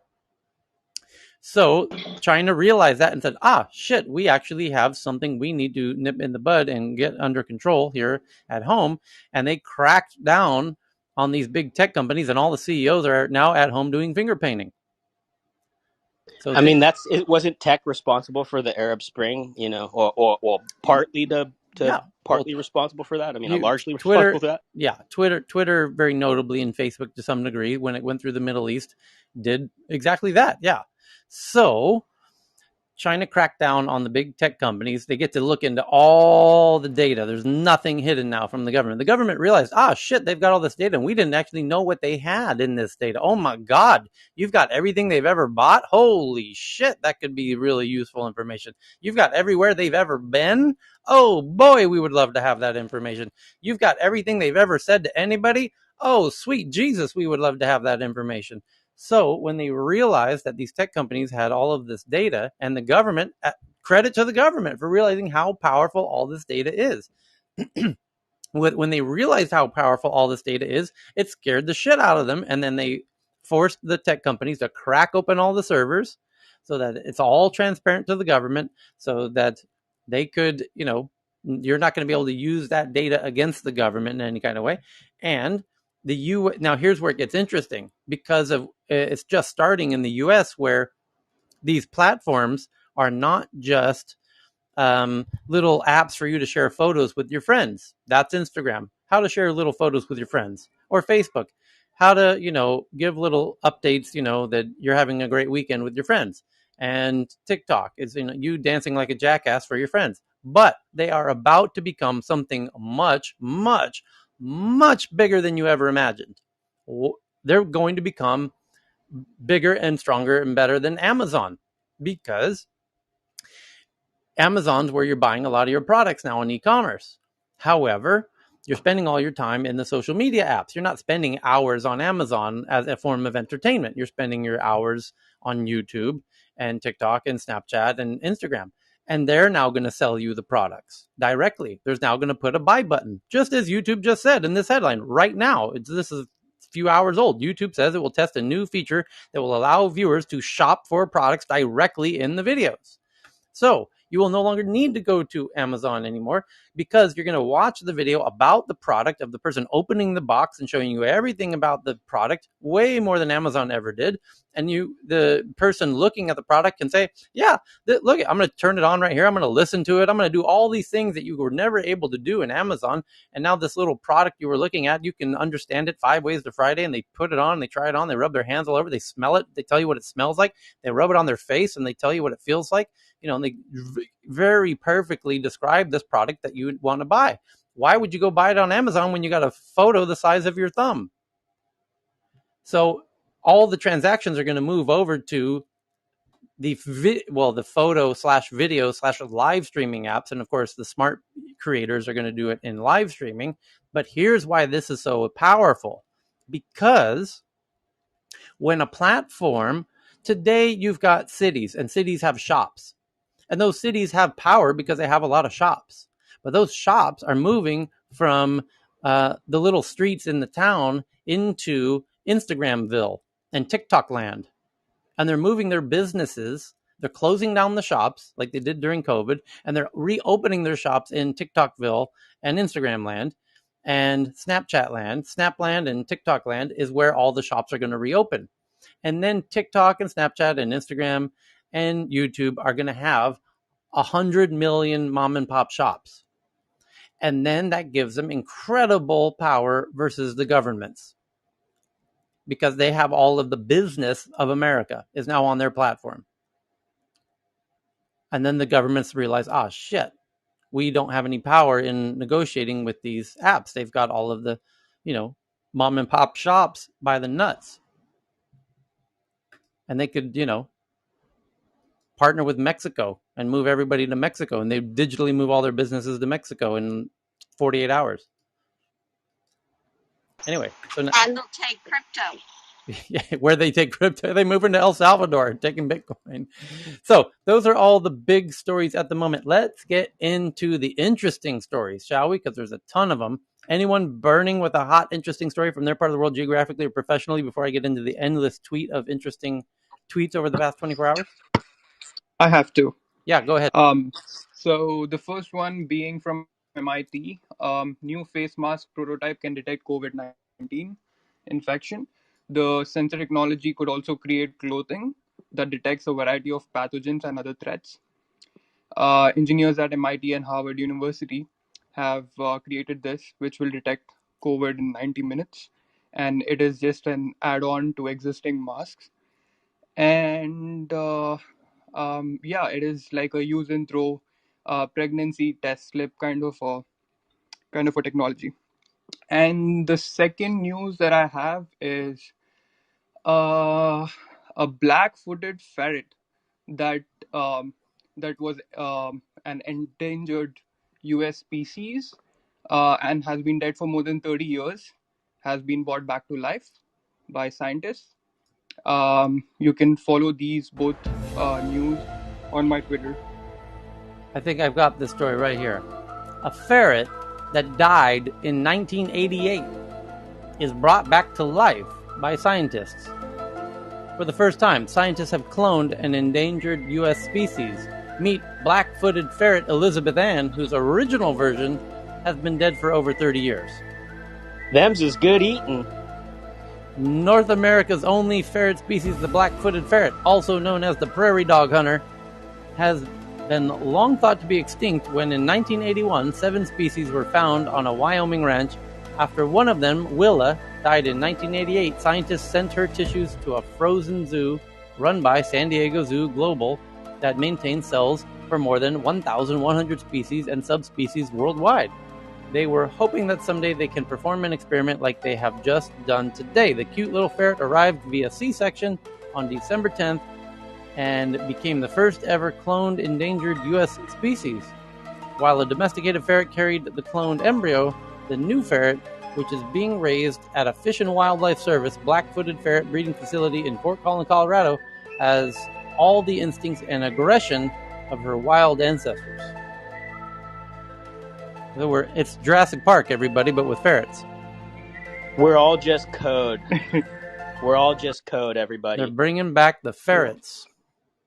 I wonder black-footed if they can bring back the white rhino.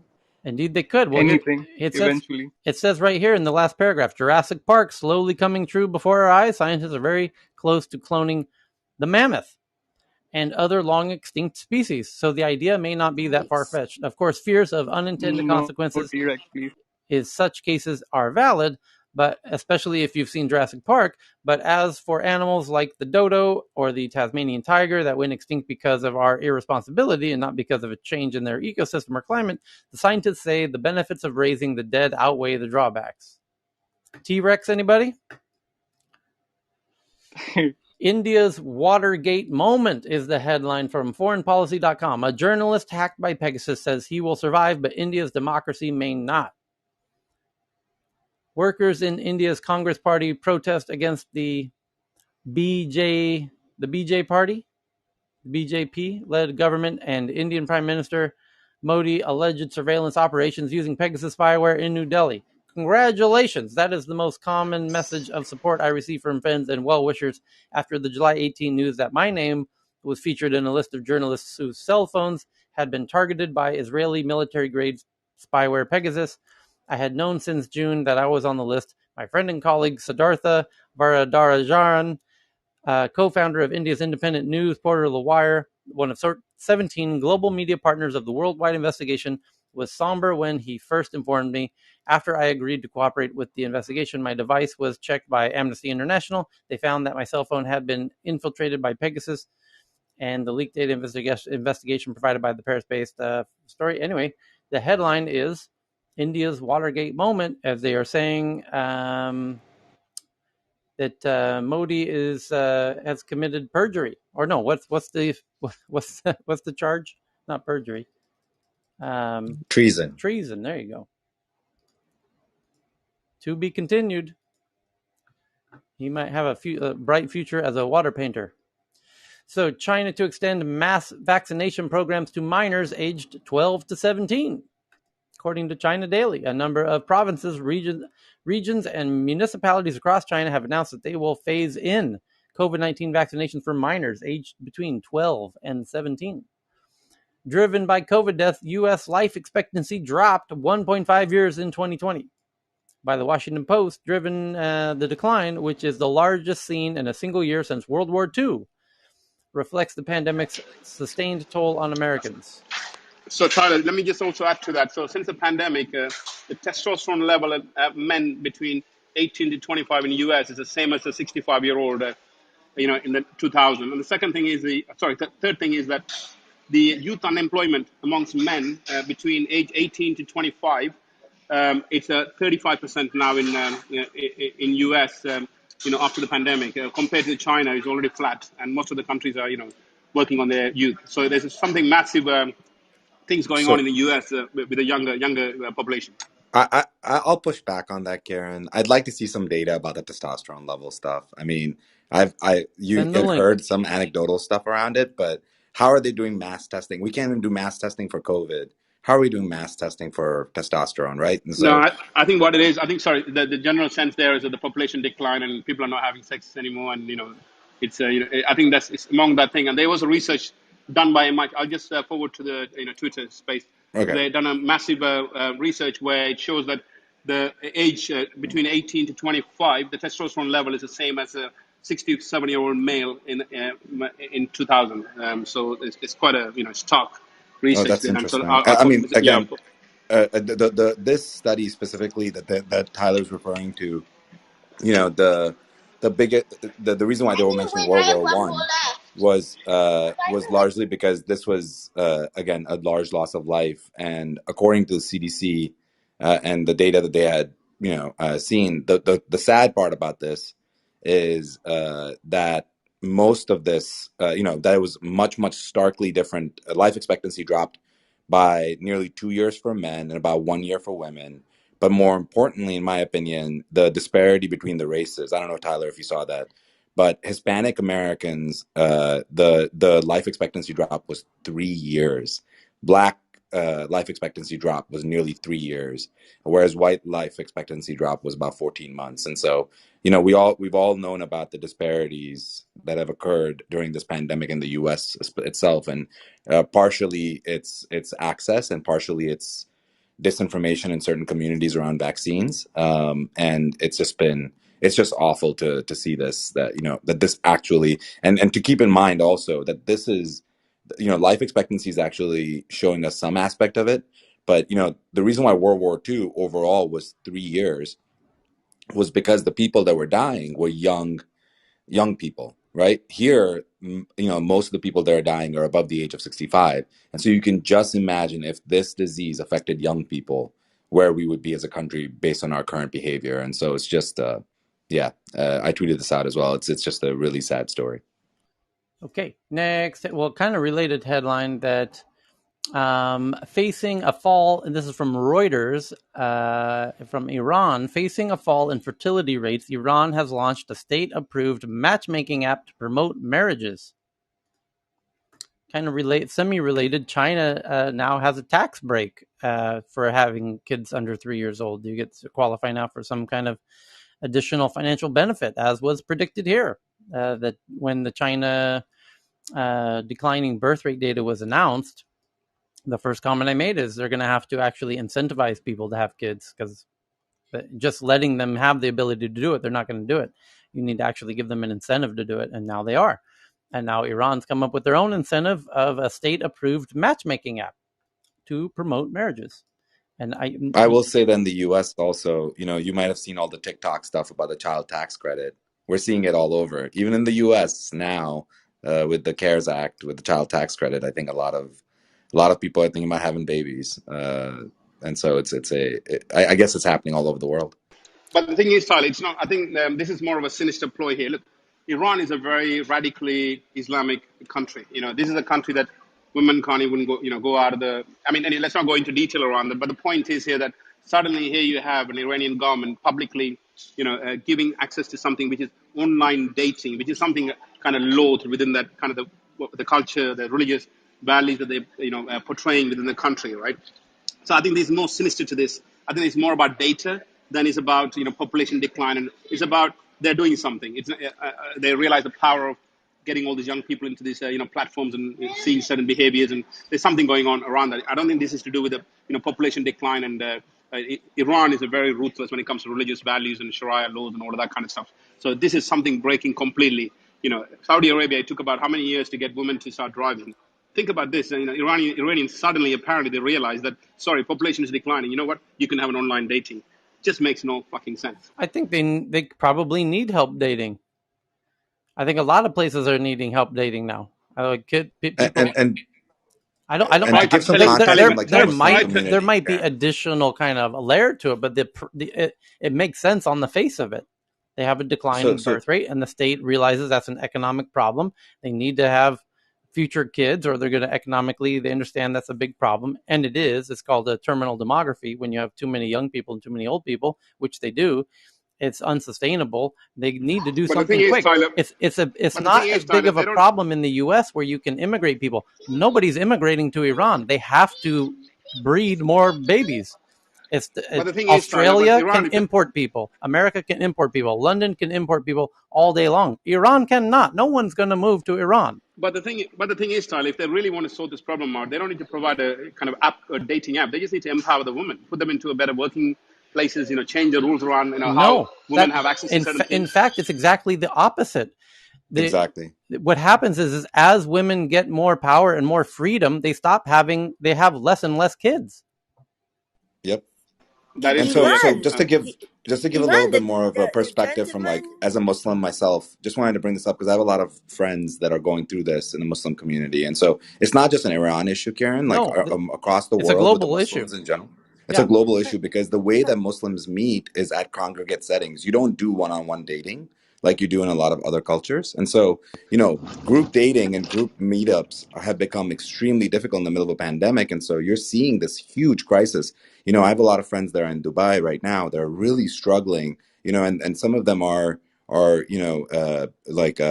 geriatric millennials, as they would call themselves, and they're sort of at the point, at the age where in the Muslim community, marriage tends to happen a little bit earlier, and so I will tell you, me and my wife are doing a lot of matchmaking right now because it's becoming helping others because they are really struggling. The general places, the general events, even going to the mosque and meeting somebody, in after hours events, like all of that is gone. So I don't want to say that Iran is not a sinister, does not have sinister intentions. Who knows? But what I do want to say is that this is actually a huge issue, specifically in communities like Muslim community, where dating, online dating, is not as common, and so this is sort of opening that door. And I think it's possibly a good thing, considering how difficult it has been for people during the pandemic, single people during the pandemic, especially in that community. So I do want to give them some credit. But yeah, this is a huge, if you talk to any Muslim, young Muslim men or women that are practicing, this has been a huge issue in the middle of a pandemic, at least a point.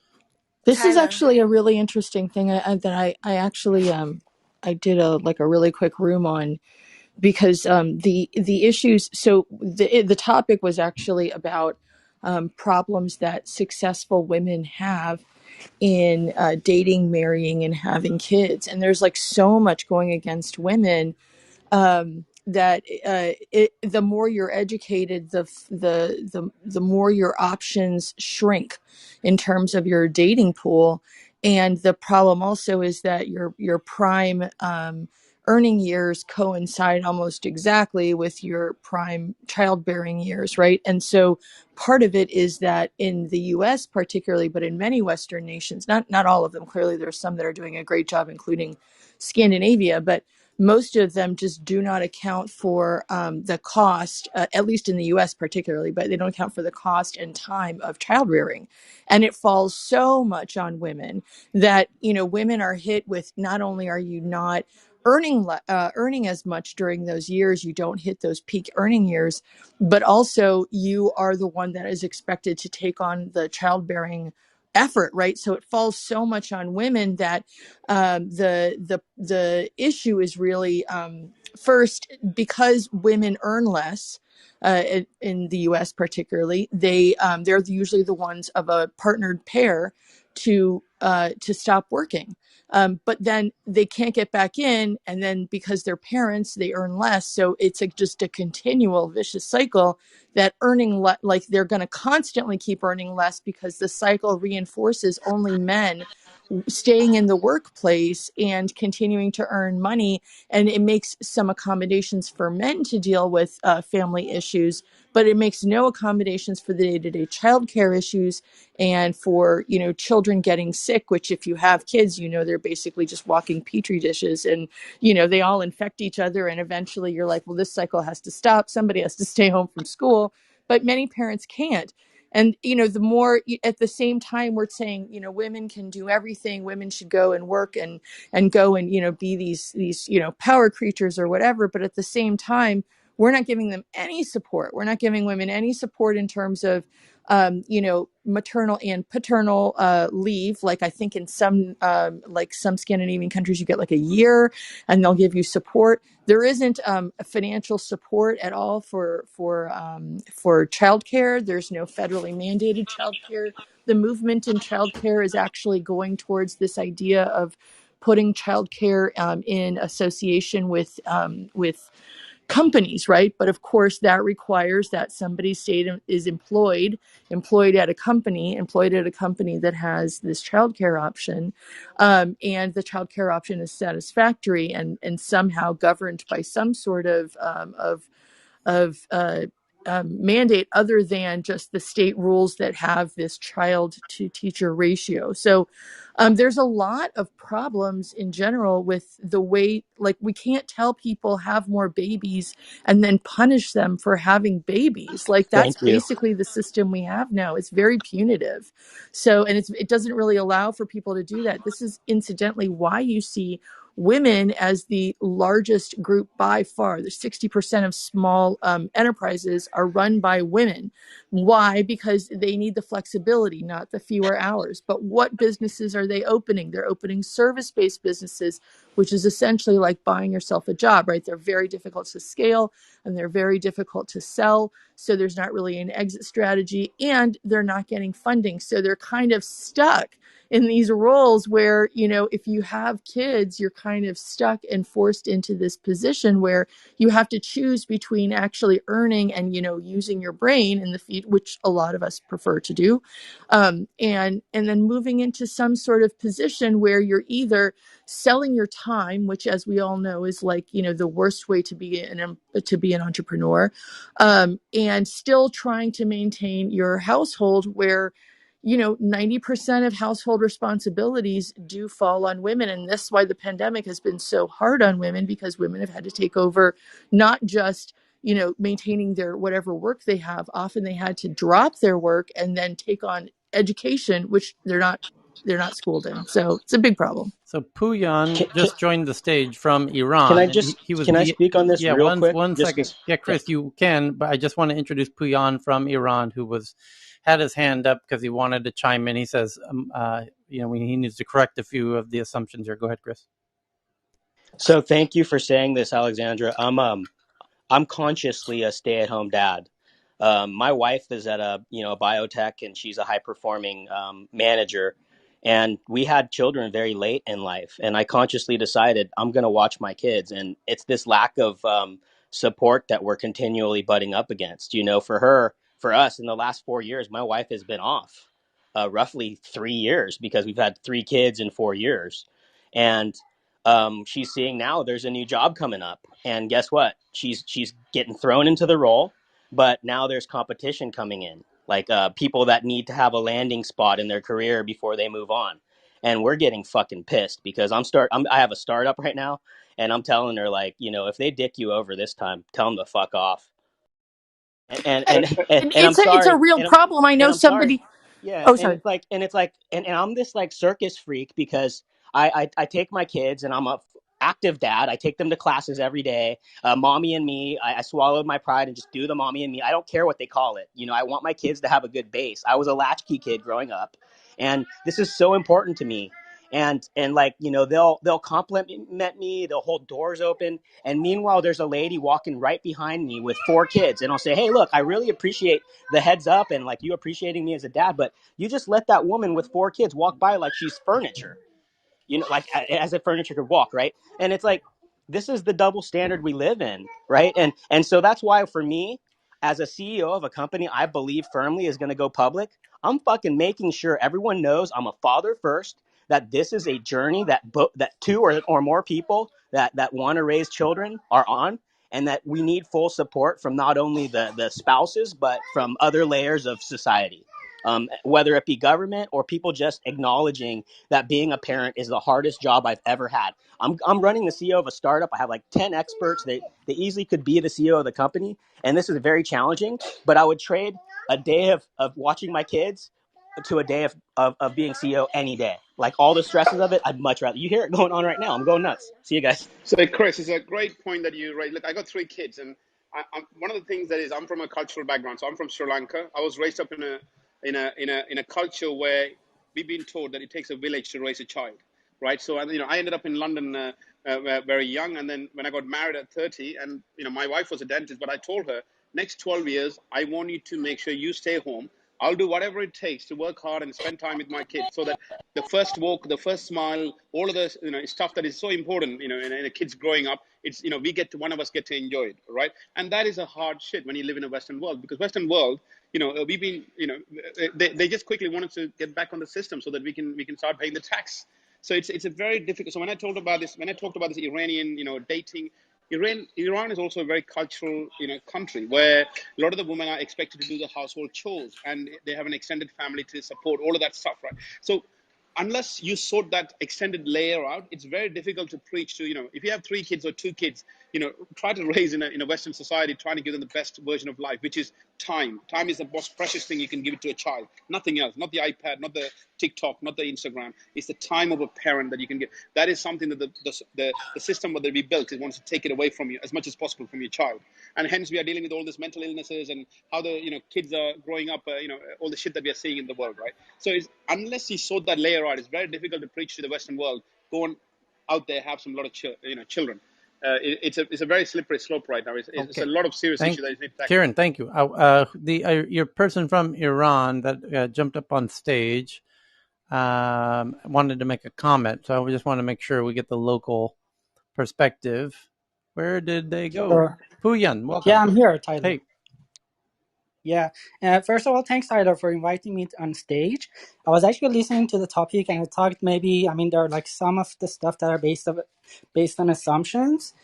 So before I actually start like explaining what is going on in Iran about about these apps, all this stuff.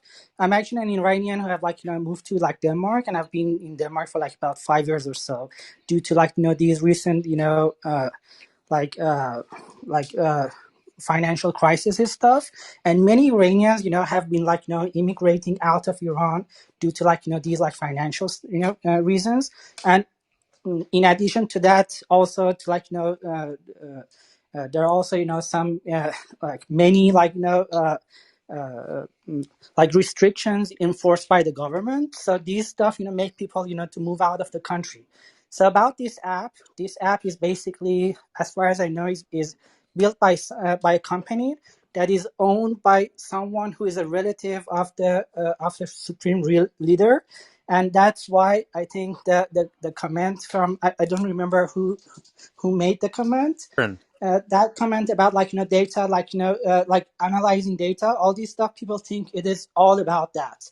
So the government has it's not the government, it's about the supreme leader who has made this who has supported this app and made this app to just gather information about people as much as they can. And nobody actually trusted them, because Iran is not actually, unlike what what most people think about Iran.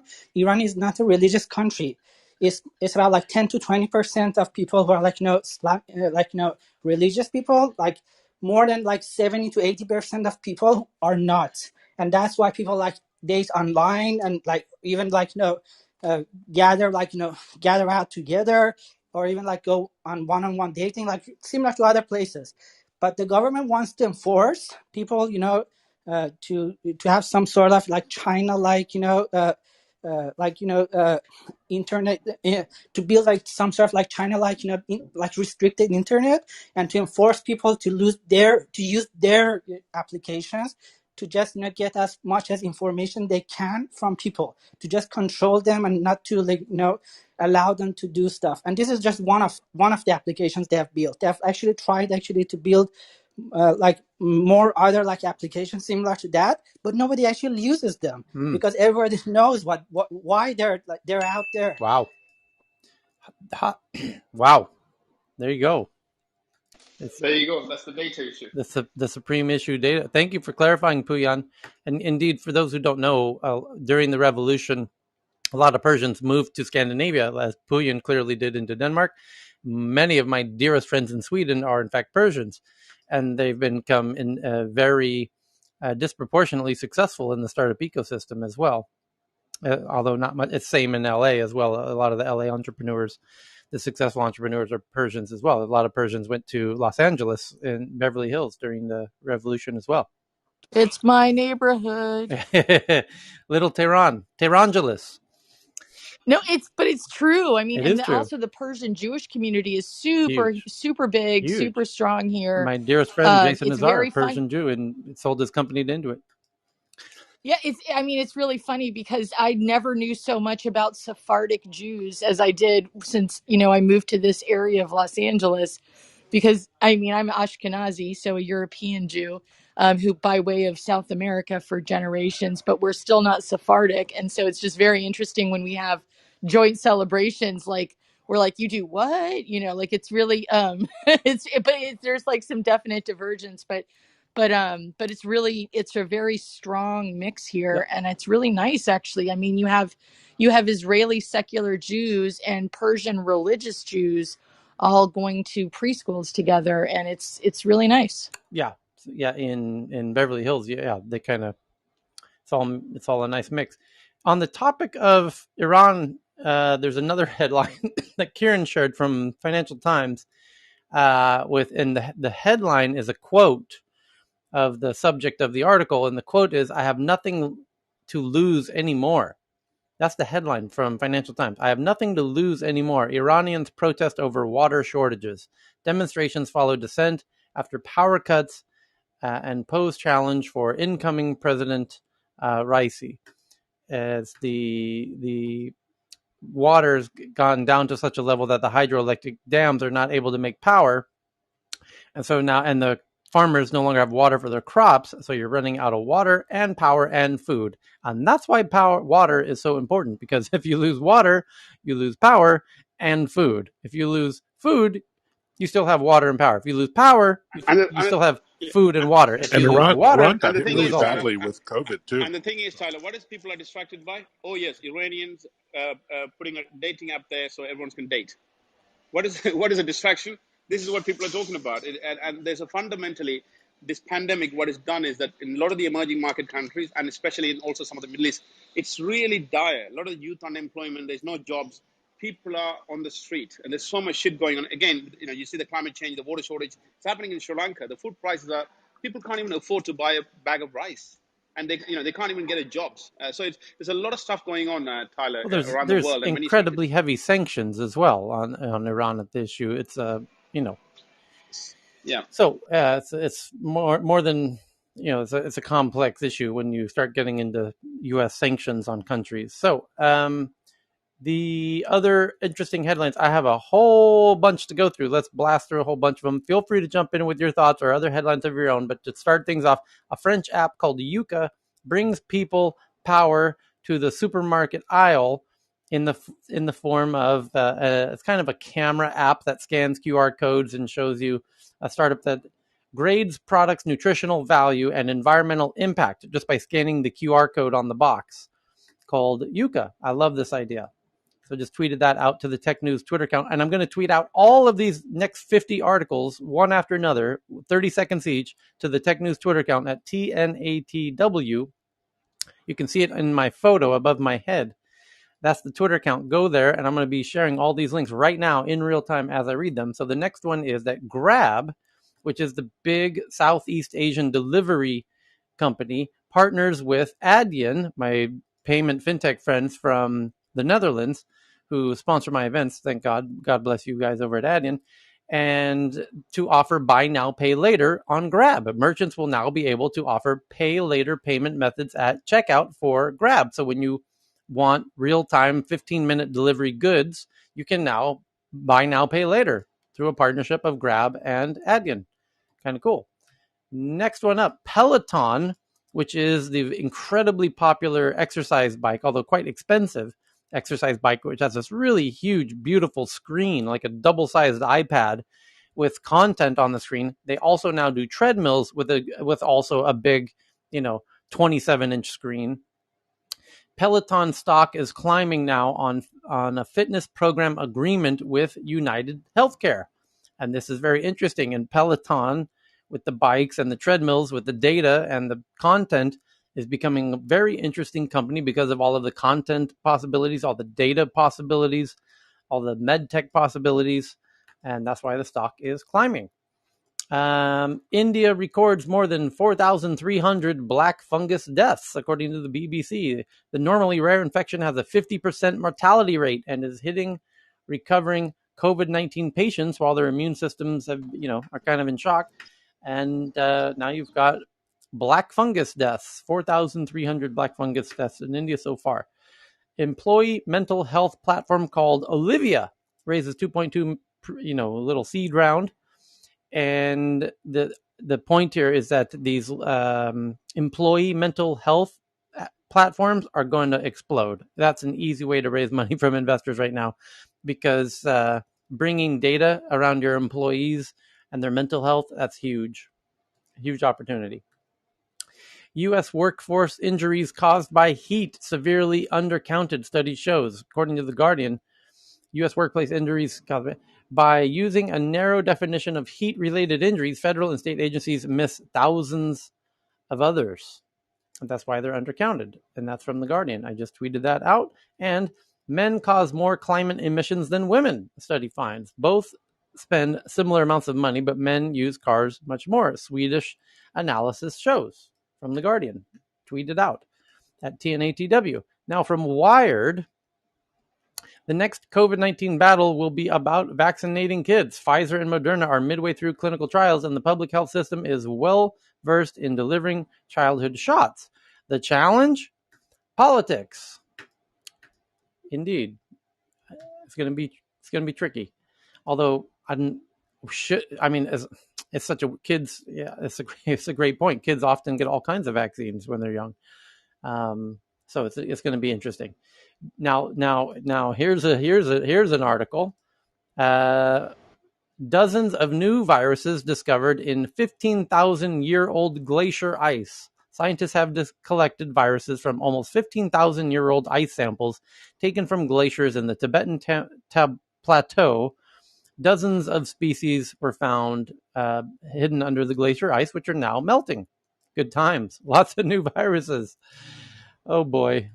Tesla's 500-mile range semi-truck hits critical production milestone. After years of waiting, the Tesla semi-production will reportedly take place at a facility within close proximity to its Gigafactory in Nevada, which makes sense because their competitors are making lots of progress, like Ironride out of Sweden is making tremendous progress, so about time Tesla caught up.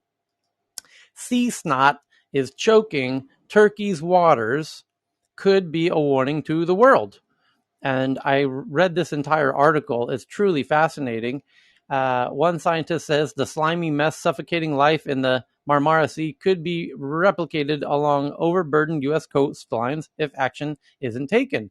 This is due to climate change. You have to see the photo in the cover of this story that I just tweeted out, because this sea snot, as it's called, is a result of the warming waters and any kind of pollution, and it causes this not bacteria, what's the word I'm looking for? Gosh, what are they called? Let's open the article here. What's the word? Sea snot. It's a fungi, right? Algae. It's like, yeah, it's Algae. like an algae. Phytoplankton is what it is. It's phytoplankton, and it creates a slime known as mucilage, which is more commonly referred to as sea snot.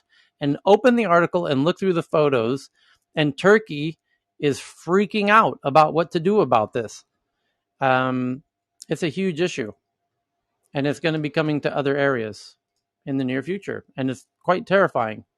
So, California farmers scramble for fresh water at taps as wells run dry. The severe drought across the western U.S. is already causing long-term problems, exacerbated by the warming atmosphere driven by climate change, according to PBS.org. And Virtual Human Studio, a startup behind digital horse racing service called Zed Run, raises $20 million from Andreessen Horowitz, if I recall correctly. Yes, Andreessen Horowitz invests in startup behind virtual horse racing, which highlights investors' appetite for companies exploring the intersection of entertainment, gaming or gambling, and NFTs. It's kind of a wild new idea. And Russia is launching a new module for the International Space Station. Russia's Nauka science module is blasting off to the International Space Station after more than a decade of delays. And 200 people in 27 U.S. states are being monitored for possible exposure to monkeypox after they had been in contact with an infected individual in Texas, I recall. While the number of possible contacts is large, no additional cases of the rare disease have been detected so far. It has a 50% mortality rate and leaves a very unsightly scarring all over the infected individual. And let's pray to God we don't have a monkeypox pandemic. Jesus Christ. Floods in China kill at least 25 as military blast dams to deal with the flooding waters. China's military has blasted a dam to release flood waters, threatening one of its most heavily populated provinces as the death toll in widespread flooding rose to at least 25. Meet the water witches of California. That's right. It's time to bring in the water witches. We're running out of water. Call in the water witches with their cute little sticks to help us find water. The demand for non-scientific water finding services shows the desperation of farmers during the deepening drought. If for those who don't know, this is from the New York Times. For those who don't know what a water witch is, it's a person who claims to be able to find water under the ground using two sticks. And they hold them in their hands, and when the two sticks cross, that's where there's water. And they believe it to be an old technique that can find water deep under the land with these magic sticks. And they're using them now in California. That's a sign of desperation indeed, when you got to call in the water witches. So, next article. It's so hot in Dubai, the government is paying scientists to make it rain. The scientists are starting storms by zapping clouds with electricity. And it works. And it's raining. And they're dealing with 50 cc temperatures there in Dubai. AI-powered translations could replace or could reduce the use of English. Because if everything can be translated into English through apps in real time, there's no need to keep translating everything into English in local countries. They can use their local languages and everything will be translated into English for the people who need it. So it's from Fast Company. Technology can help us all overcome language inequalities around the globe by helping everyone access information in their native languages. Google Maps can now show New Yorkers how busy individual subway cars are. So when the train pulls up, if you're using Google Maps, it will tell you which car in the train has the most and the least amount of people in real time, because they've got the data, because everyone's got Android phones on those trains. They could have done it a long time ago. Jack Ma likely to reap 7x returns in the Paytm IPO. And Warren Buffett gets a 3x, 300% return. Among the selling shareholders, including investment firms run by Jack Ma, Warren Buffett, and many others, as Paytm, India's biggest fintech, goes to IPO. And Chinese car maker unveils the world's cheapest electric car, starting at less than $9,000. Well, there's cars at $4,500 in China, and this looks like that car, the Wu Ling. And now there's a really cool video of the entire inside of the car. And is this the Wu Ling? No, can't quite tell. But you can read the article. It looks like a Wu Ling, looks like a nicer version of a Wu Ling. And this one says it's starting a little over 8,000, which is not at all the world's cheapest electric car. China has cars half that price, called Wu Ling at 4,500. So Yeah, it looks different. yeah, it does look different. So Mashable, your headline that says Chinese car maker unveils the world's cheapest electric car starting less than $9,000. Do us a favor and do a little more homework on the topic of Chinese electric cars before you write a headline that's just super obviously false to anybody that knows this area at all, that there's cars half that price in China. But keep trying, Mashable. Meet the immigrant entrepreneurs who raised $350 million to rethink U.S. primary care, is the headline about Carbon Health, which is just raised a whole bunch of money and indeed is exploding as medtech is hot, super hot area. You're going to continue to see tons of medtech companies raising tons of money, and edtech companies and delivery companies and payment companies, fintech companies. It's raining money. There's more unicorns than ever. More incredible amount of, it's never been easier to do a startup. They're giving away money to people with half good ideas. So as Disco shares jumps, CEO says software is coming to the legal sector because the legal sector doesn't have enough tech. It's got a lot of people who know nothing about tech, and they're going to get wiped out by people who know how to use data. So the geeks and the data companies have just found a whole new area to disrupt and take over and bring all of their data and analysis and tricks and tools to the legal sector. And they're going to wipe them out, just like they do to fintech, and they did to media and to movies and to music and everything else. So Pegasus, I mean, it's not. huh? Oh, sorry. It's sorry, but it's not quite the same with law. Um, there's a lot of technology that's in law in the legal field already. A lot of it does literally the exact same thing. Most of it isn't actually functional. It's in two main parts. One is stuff to help lawyers and one is stuff to supplant lawyers. And neither one really works that well. The problem is that law varies so much state to state and even municipality to municipality. It doesn't scale well, which is why you have to get licensed in every state, which actually sucks for people like me who thought that they would be able to have like an international career. That doesn't really work in, state-based. It's a law that ties you to a particular jurisdiction. But the other problem is most of these companies, as we've seen, right, in tech companies, especially fintech and anything dealing with possible huge amounts of liability, all they're really designed to do is to conduct a transaction, but not take on the liability or responsibility for being wrong. And that is a big problem because that's really what law is, right? It's not just attributing incorrect actions or processes to other people. It's actually being responsible for doing it themselves. I tell people that, if you want an opinion, it's not the opinion that matters. It's that it's from an attorney who's got malpractice insurance, right? That's basically what you're going to collect on if something goes wrong. But none of these tech companies see, like, a lot of them have never practiced in law. You get a lot of people who are like, 1 or 2 years or no years out of law school, and they want to start a company, and they think law school prepares you for anything about law.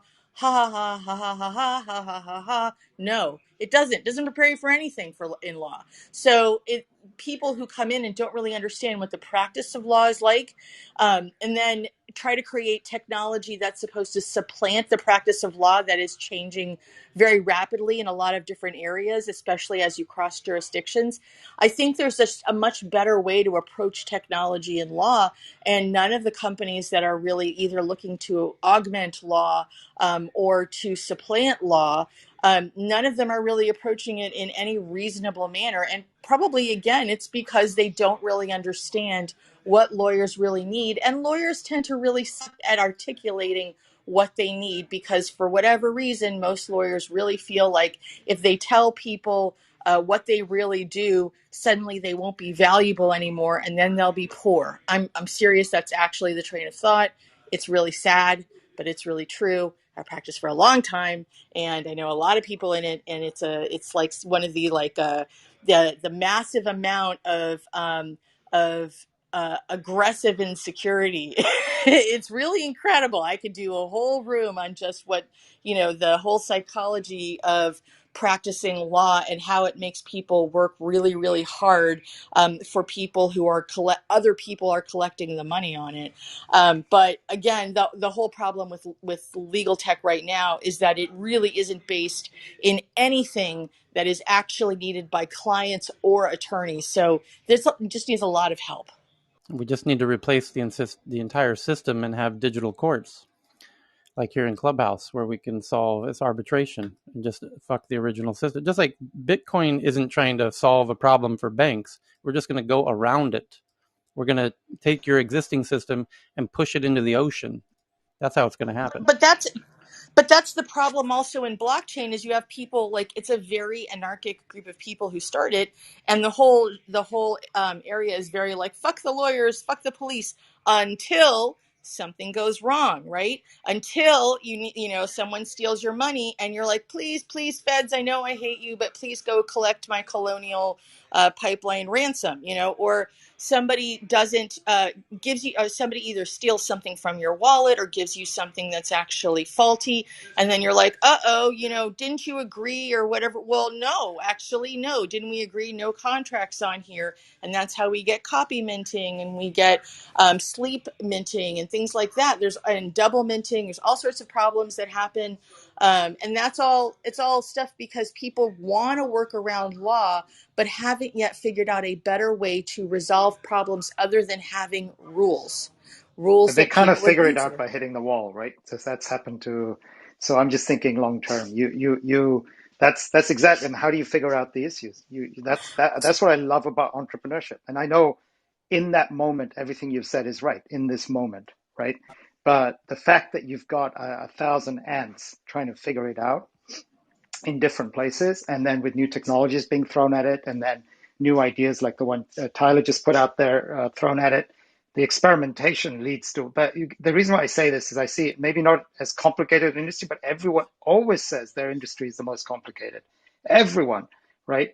Because they're in it, right? And there's a whole vested interest to keep it as it is because There you that's how the go. And system that's grew, that's right? why China has replaced them with AIs. They have AI courts. But yeah, and for sure, law is not the most complicated field, and it doesn't have the biggest risk attached to it. Like that, for me, is medicine, right? Because if you screw up, someone dies. So I think that is the most liability rich, intense, complicated area because people can't tell you what's wrong with them. You've got to figure it out when you can't actually just like open them up like a car and then try and figure out what's going wrong. And when you can't, they get mad.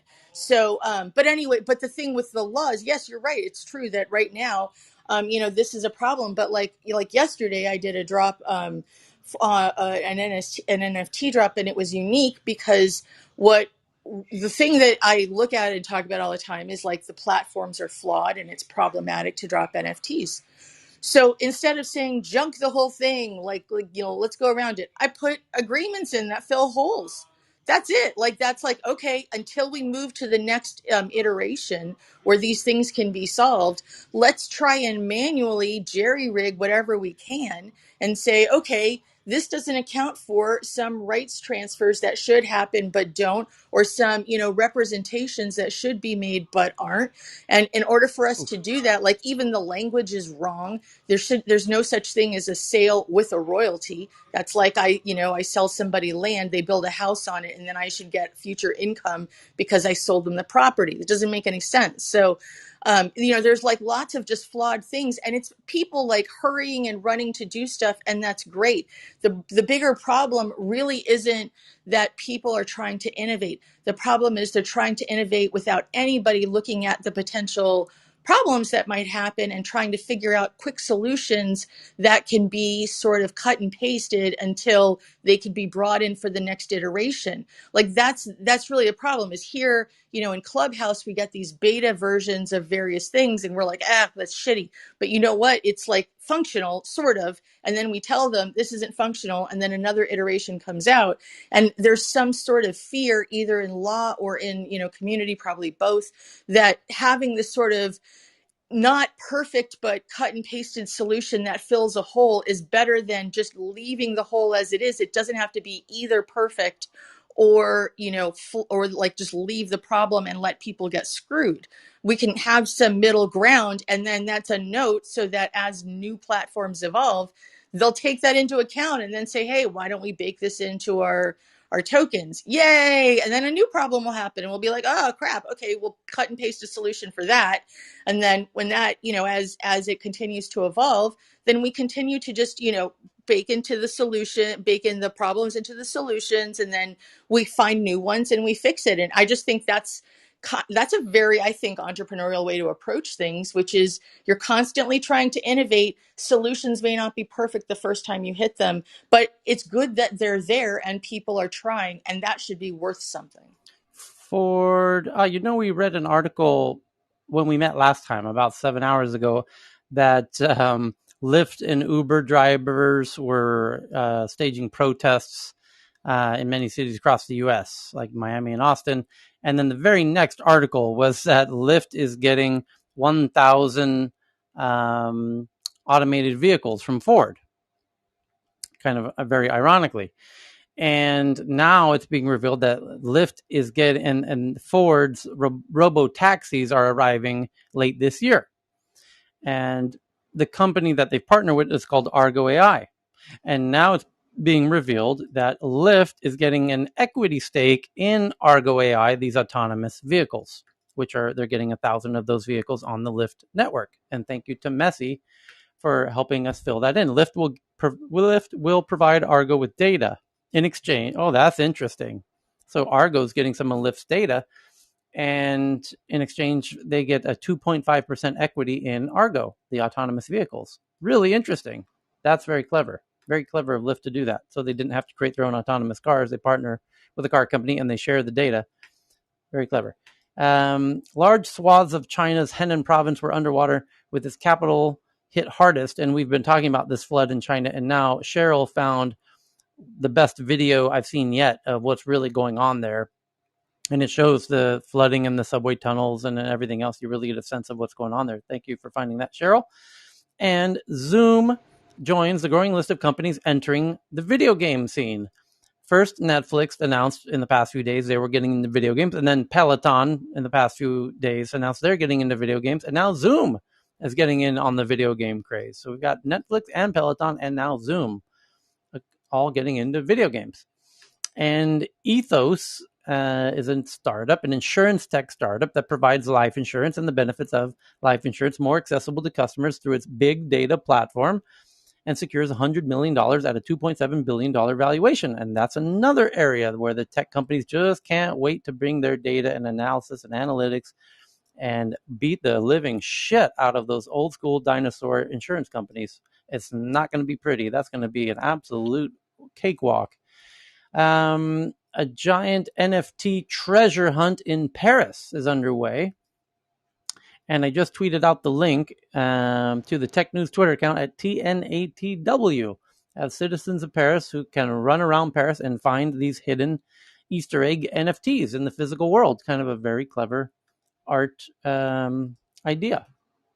And the biggest news coming out of the Olympics is not any athlete or sport. It's the bear hunt. Pandemic saw residents confined to their homes in an effort to beat back the illness, leading to the animals venturing out into spaces to search for food that would usually be populated with humans. Police said, the latest threat to the Tokyo Games is an elusive brown bear. The police said the bear has not yet been located despite an extensive search. So keep your eyes on the lookout for a big bear cruising the streets of Tokyo. I think it Tyler, should be I have. Hokkaido, no? Hokkaido, no? Maybe Hokkaido, because there's supposed to be Tokyo Marathon in Hokkaido. Oh, it's for the marathon? That makes sense because there's no bears anywhere near Tokyo. That would be crazy. Yeah. So I have a news just in, Tyler. So many news websites are offline in Germany, including the largest newspaper, BILD. Say again? Can you speak louder, please? Many news websites are offline in Germany.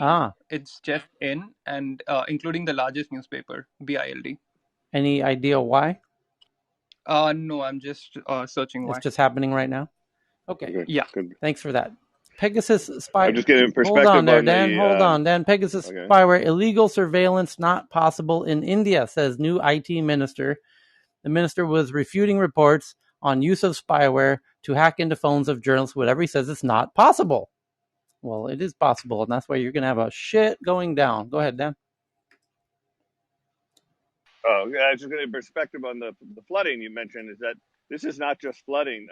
Some of these places it's been more rain than ever, and that tells you it's caused by climate. But there was actually a recent peer-reviewed study published, was very quick after the heat dome in the Pacific Northwest, and they concluded that it was impossible to happen without climate change, and even with climate change, it was actually quite improbable.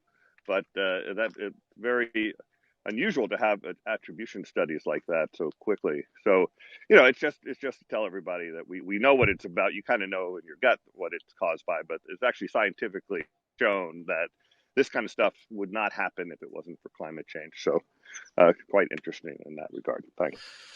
Okay, next up we've got from Gareth. Snapchat says AR is becoming part of the shopping norm, as predicted. We're going to have it's going to be the biggest thing to happen to humans in their lifetimes, is this AR shopping is going to be wildly huge. Here's a quote. I think social platforms are a better place to find out about new products than searching online. And that's true. Already 35% of shoppers think that social platforms are a better place to find out new products versus searching online, rising to 68% of Snapchat users. Social platforms have an advantage in facilitating discovery of online marketplaces over online marketplaces, as they provide more visual and serendipitous inspiration. Yeah, exactly. I think, and then you can see the data as they did this based on generational where they ask the question, do you think social platforms are a better place to find out about new products than searching online? And basically people on Snapchat overwhelmingly said yes. Baby boomers disagreed. Only 3% agree.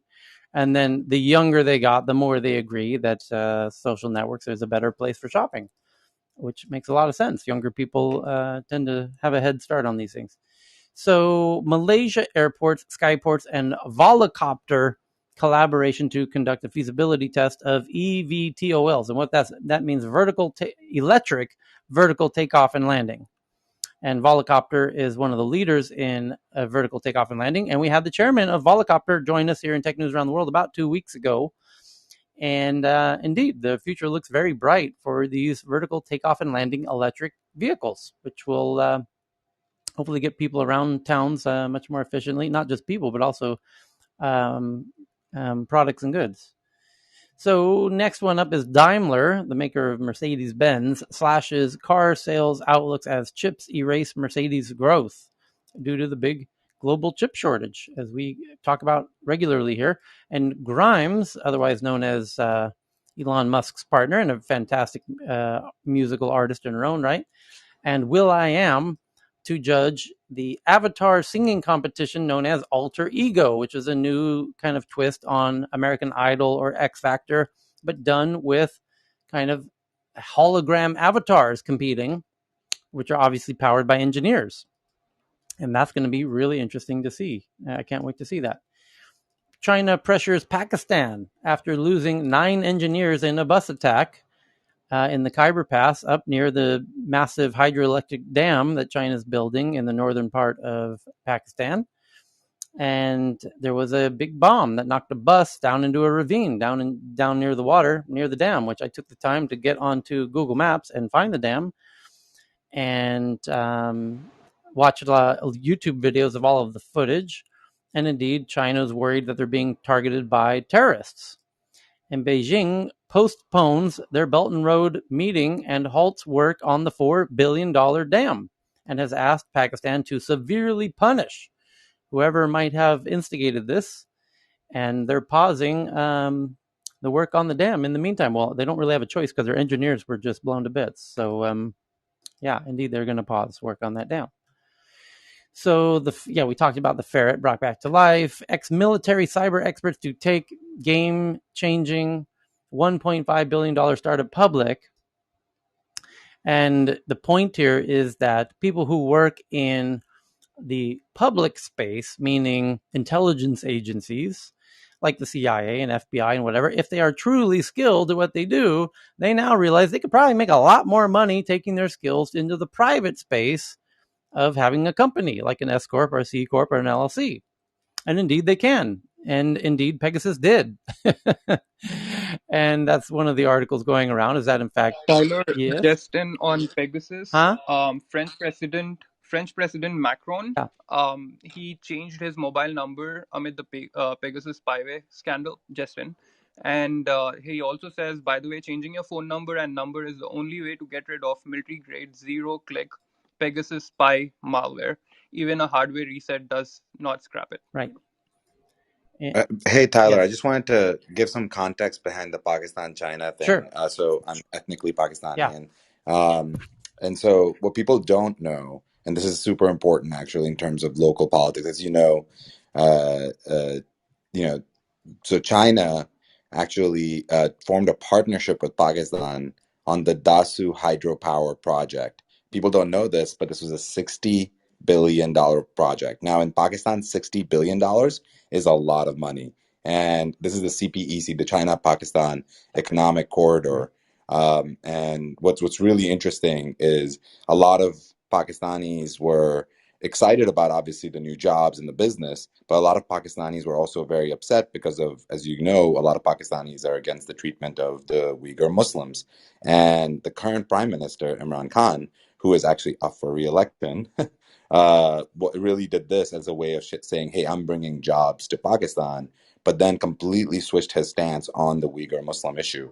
And so, this is a huge blow. I'm telling you, in terms of the political shakeup of Pakistani politics in general, this is a huge blow to Imran Khan, because if China, and China did, as you mentioned, it wasn't just, I don't want to say Indian propaganda, but we all know that both sides play the same game. They try to make things seem bigger than they are.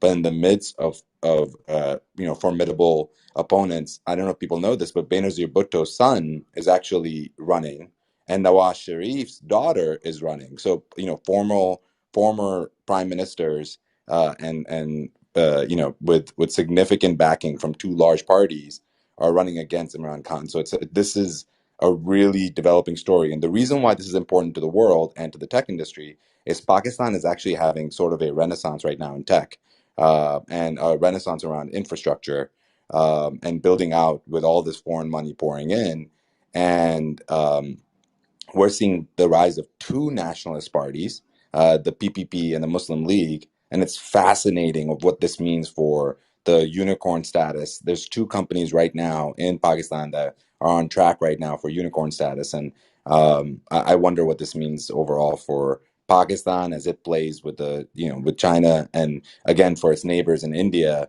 Because if China continues to build that relationship with Pakistan, it does affect India quite significantly. Yeah, China, Tencent buys you again. Okay, thank you for that. More headlines. Google Lens coming to desktop Chrome as new integration image search tool.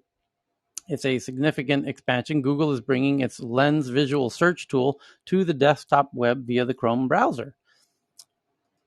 And next article, CRISPR has been used to modify the genes of tomatoes, humans, and just about everything in between. An albino opossum proves CRISPR works for marsupials.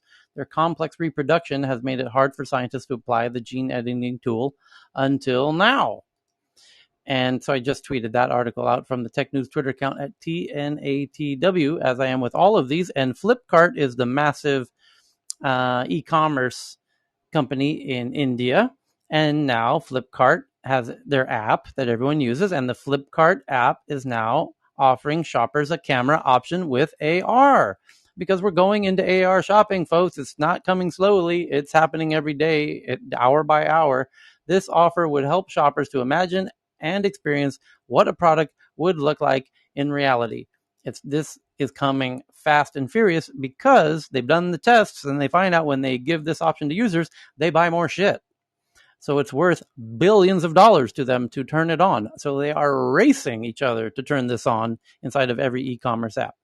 And that's why Flipkart has now added AR to their shopping app, because they are a catalog of millions of products. And now you can hold your camera up and in your house and see what that new lamp would look like in your living room, or that table in your living room, or that refrigerator in your kitchen, or that fan on your desk, or those shoes in your closet or on your feet. And when you see it, you're much more likely to buy it. They've done the A/B tests. They already know the outcome. You're more likely to buy. So we're rushing headfirst into AR shopping in a huge, huge way. And it's super, super cool if you've not yet had the opportunity to play with it. But you will very soon. A systematic failure. Vaccine misinformation remains rampant on Facebook, experts say. This is from The Guardian in the UK. Misinformation super spreader accounts found still active even as vaccination rates flag and cases rise in the US. And drone photos reveal the shocking truth of California's parched landscapes from the LA Times. And go ahead and have a look at these incredibly dystopian photos of invisible lakes, or lakes that used to be lakes that are no longer lakes, as they've all gone dry. They're going dry. They're going dry. The lakes are going dry, and Elon Musk says all EVs will be allowed to use Tesla's supercharger network soon. Wealthiest rocket enthusiast tweets that Tesla will share its charging hubs. What a fantastic, nice guy, that Elon guy. And from Poppy, technology unicorns are growing at a record clip, as I just said about 20 minutes ago. The venture capital boom is a risk for investors and a gift for everyone else, according to The Economist. And indeed, technology unicorns are growing at a record clip, absolutely booming, shattering all records, and will do for the foreseeable future, especially during COVID. Asian food delivery giant Food Panda has become the largest target of a boycott by pro-democracy protests in Thailand after declaring it would fire a rider who had participated in a protest using the term terrorism in connection with the rally. And we happen to have a friend from Grab, who's a competitor to Food Panda, who came in here, and we got all deep into, oh, Jay's on stage right now. And when we met here 10 or so hours ago, we jumped into this story, and it's very complex, as all stories around Thai politics are. And Food Panda ended up walking back their statement and apparently are not going to fire this individual after all. They were facing a very large protest inside of Thailand for firing this individual that was caught in a photo trying to light on fire an effigy of the king himself, which is, holy cow, is that political dynamite. So we're not even going to touch that with a 50-foot pole.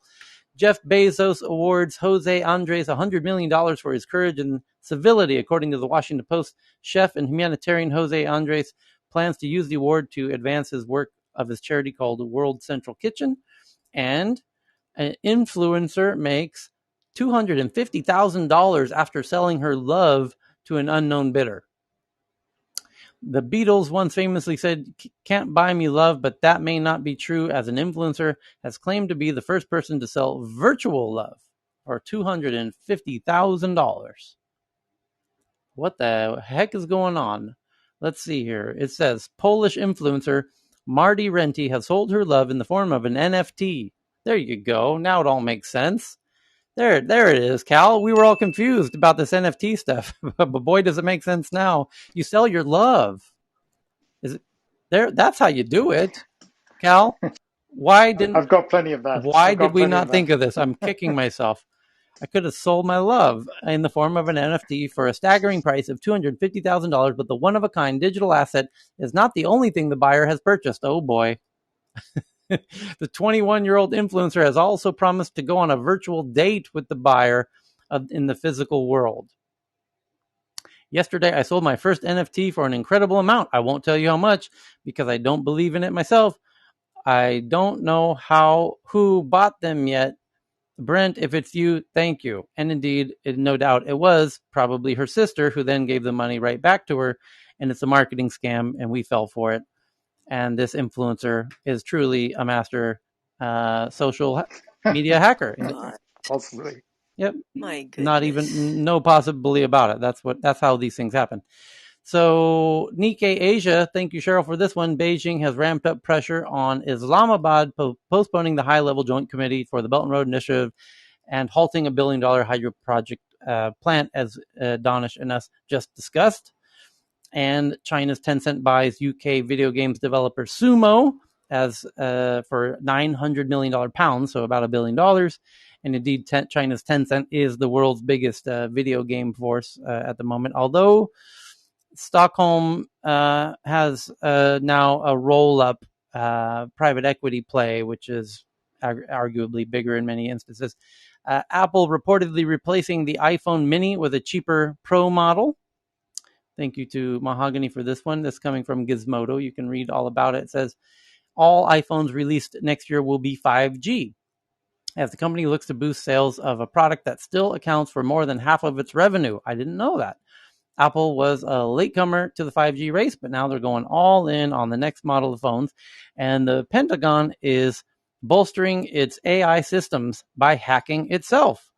A new red team will try to anticipate and thwart attacks on machine learning programs. And this indeed is how big companies and outfits like the Pentagon do self-penetration testing, and they even hire people to penetrate them. I know that sounds like kind of prostitution, but it's not. The top 100 companies in the world, U.S. and everywhere. Evan sent this one in, showing a map of where all the big companies are. And YouTube to pilot test shopping from live streams with select creators from Nolormi, and we did cover that indeed. And the U.S. life expectancy has the biggest fall since World War II amid COVID. Thank you, Mahogany. We did cover that one. And Tyler, yes. so sorry to No, go ahead. break your flow, but it looks like Vanguard is down and Fidelity is down and Schwab is down, Chase is down, and Bank of America. So I just happened to check the Twitter Breaking trends news. now. Yeah, I don't Yeah, that's see what I was any about to say. legitimate articles, but it's trending. And yeah, I'm trying to figure it out. Kind of a frightening prospect to think that all of these banks and trading companies are simultaneously down in the U.S. That's wild. So we had in Germany some of the media companies, right, Safe? Yes, it started with media, but then major websites now too. And then It says it's a DNS issue. okay, it's a DNS issue. And then Lakeisha, how did you find out that these big financial companies are down? I just pulled up U.S. trends and saw that Fidelity is trending 16th position, Yeah. and just a bunch of random people are talking This about is how this it's is down this and is how other. getting really weird because we did not have these types of outages, in the past 10 years. These were very infrequent, and in the past 6 months I they're happening quite a lot more frequently. The last time it happened was October 16, when 2016, when the Deadman switch was rumored to have triggered by Safe, Assange. we cannot hear you. You sound like you're on a $1 microphone. You're I'm talking about so the sorry. internet outage, right? So Delta Airlines, British Airlines, Capital One, GoDaddy, Vanguard, UPS, LastPass, AT&T, and Costco were among the websites loading slowly and showing DNS failure. All right now? Schwab and Yep. Chase and Bank of America as well. Yeah. Weird. Okay. Well, let's end on that very suspenseful note. To be continued. We will meet again tomorrow at Tech News Around the World. So thank you to everybody for joining us, and have a very wonderful Thursday wherever you Oh happen to yeah, be. and The Ben's got AI a room room, open, right? Yeah. Ben's the got Oh, a AI yeah. room. room is Yeah. Go open. join us in the Artificial Intelligence Weekly News. We will see you all over there. Thank you.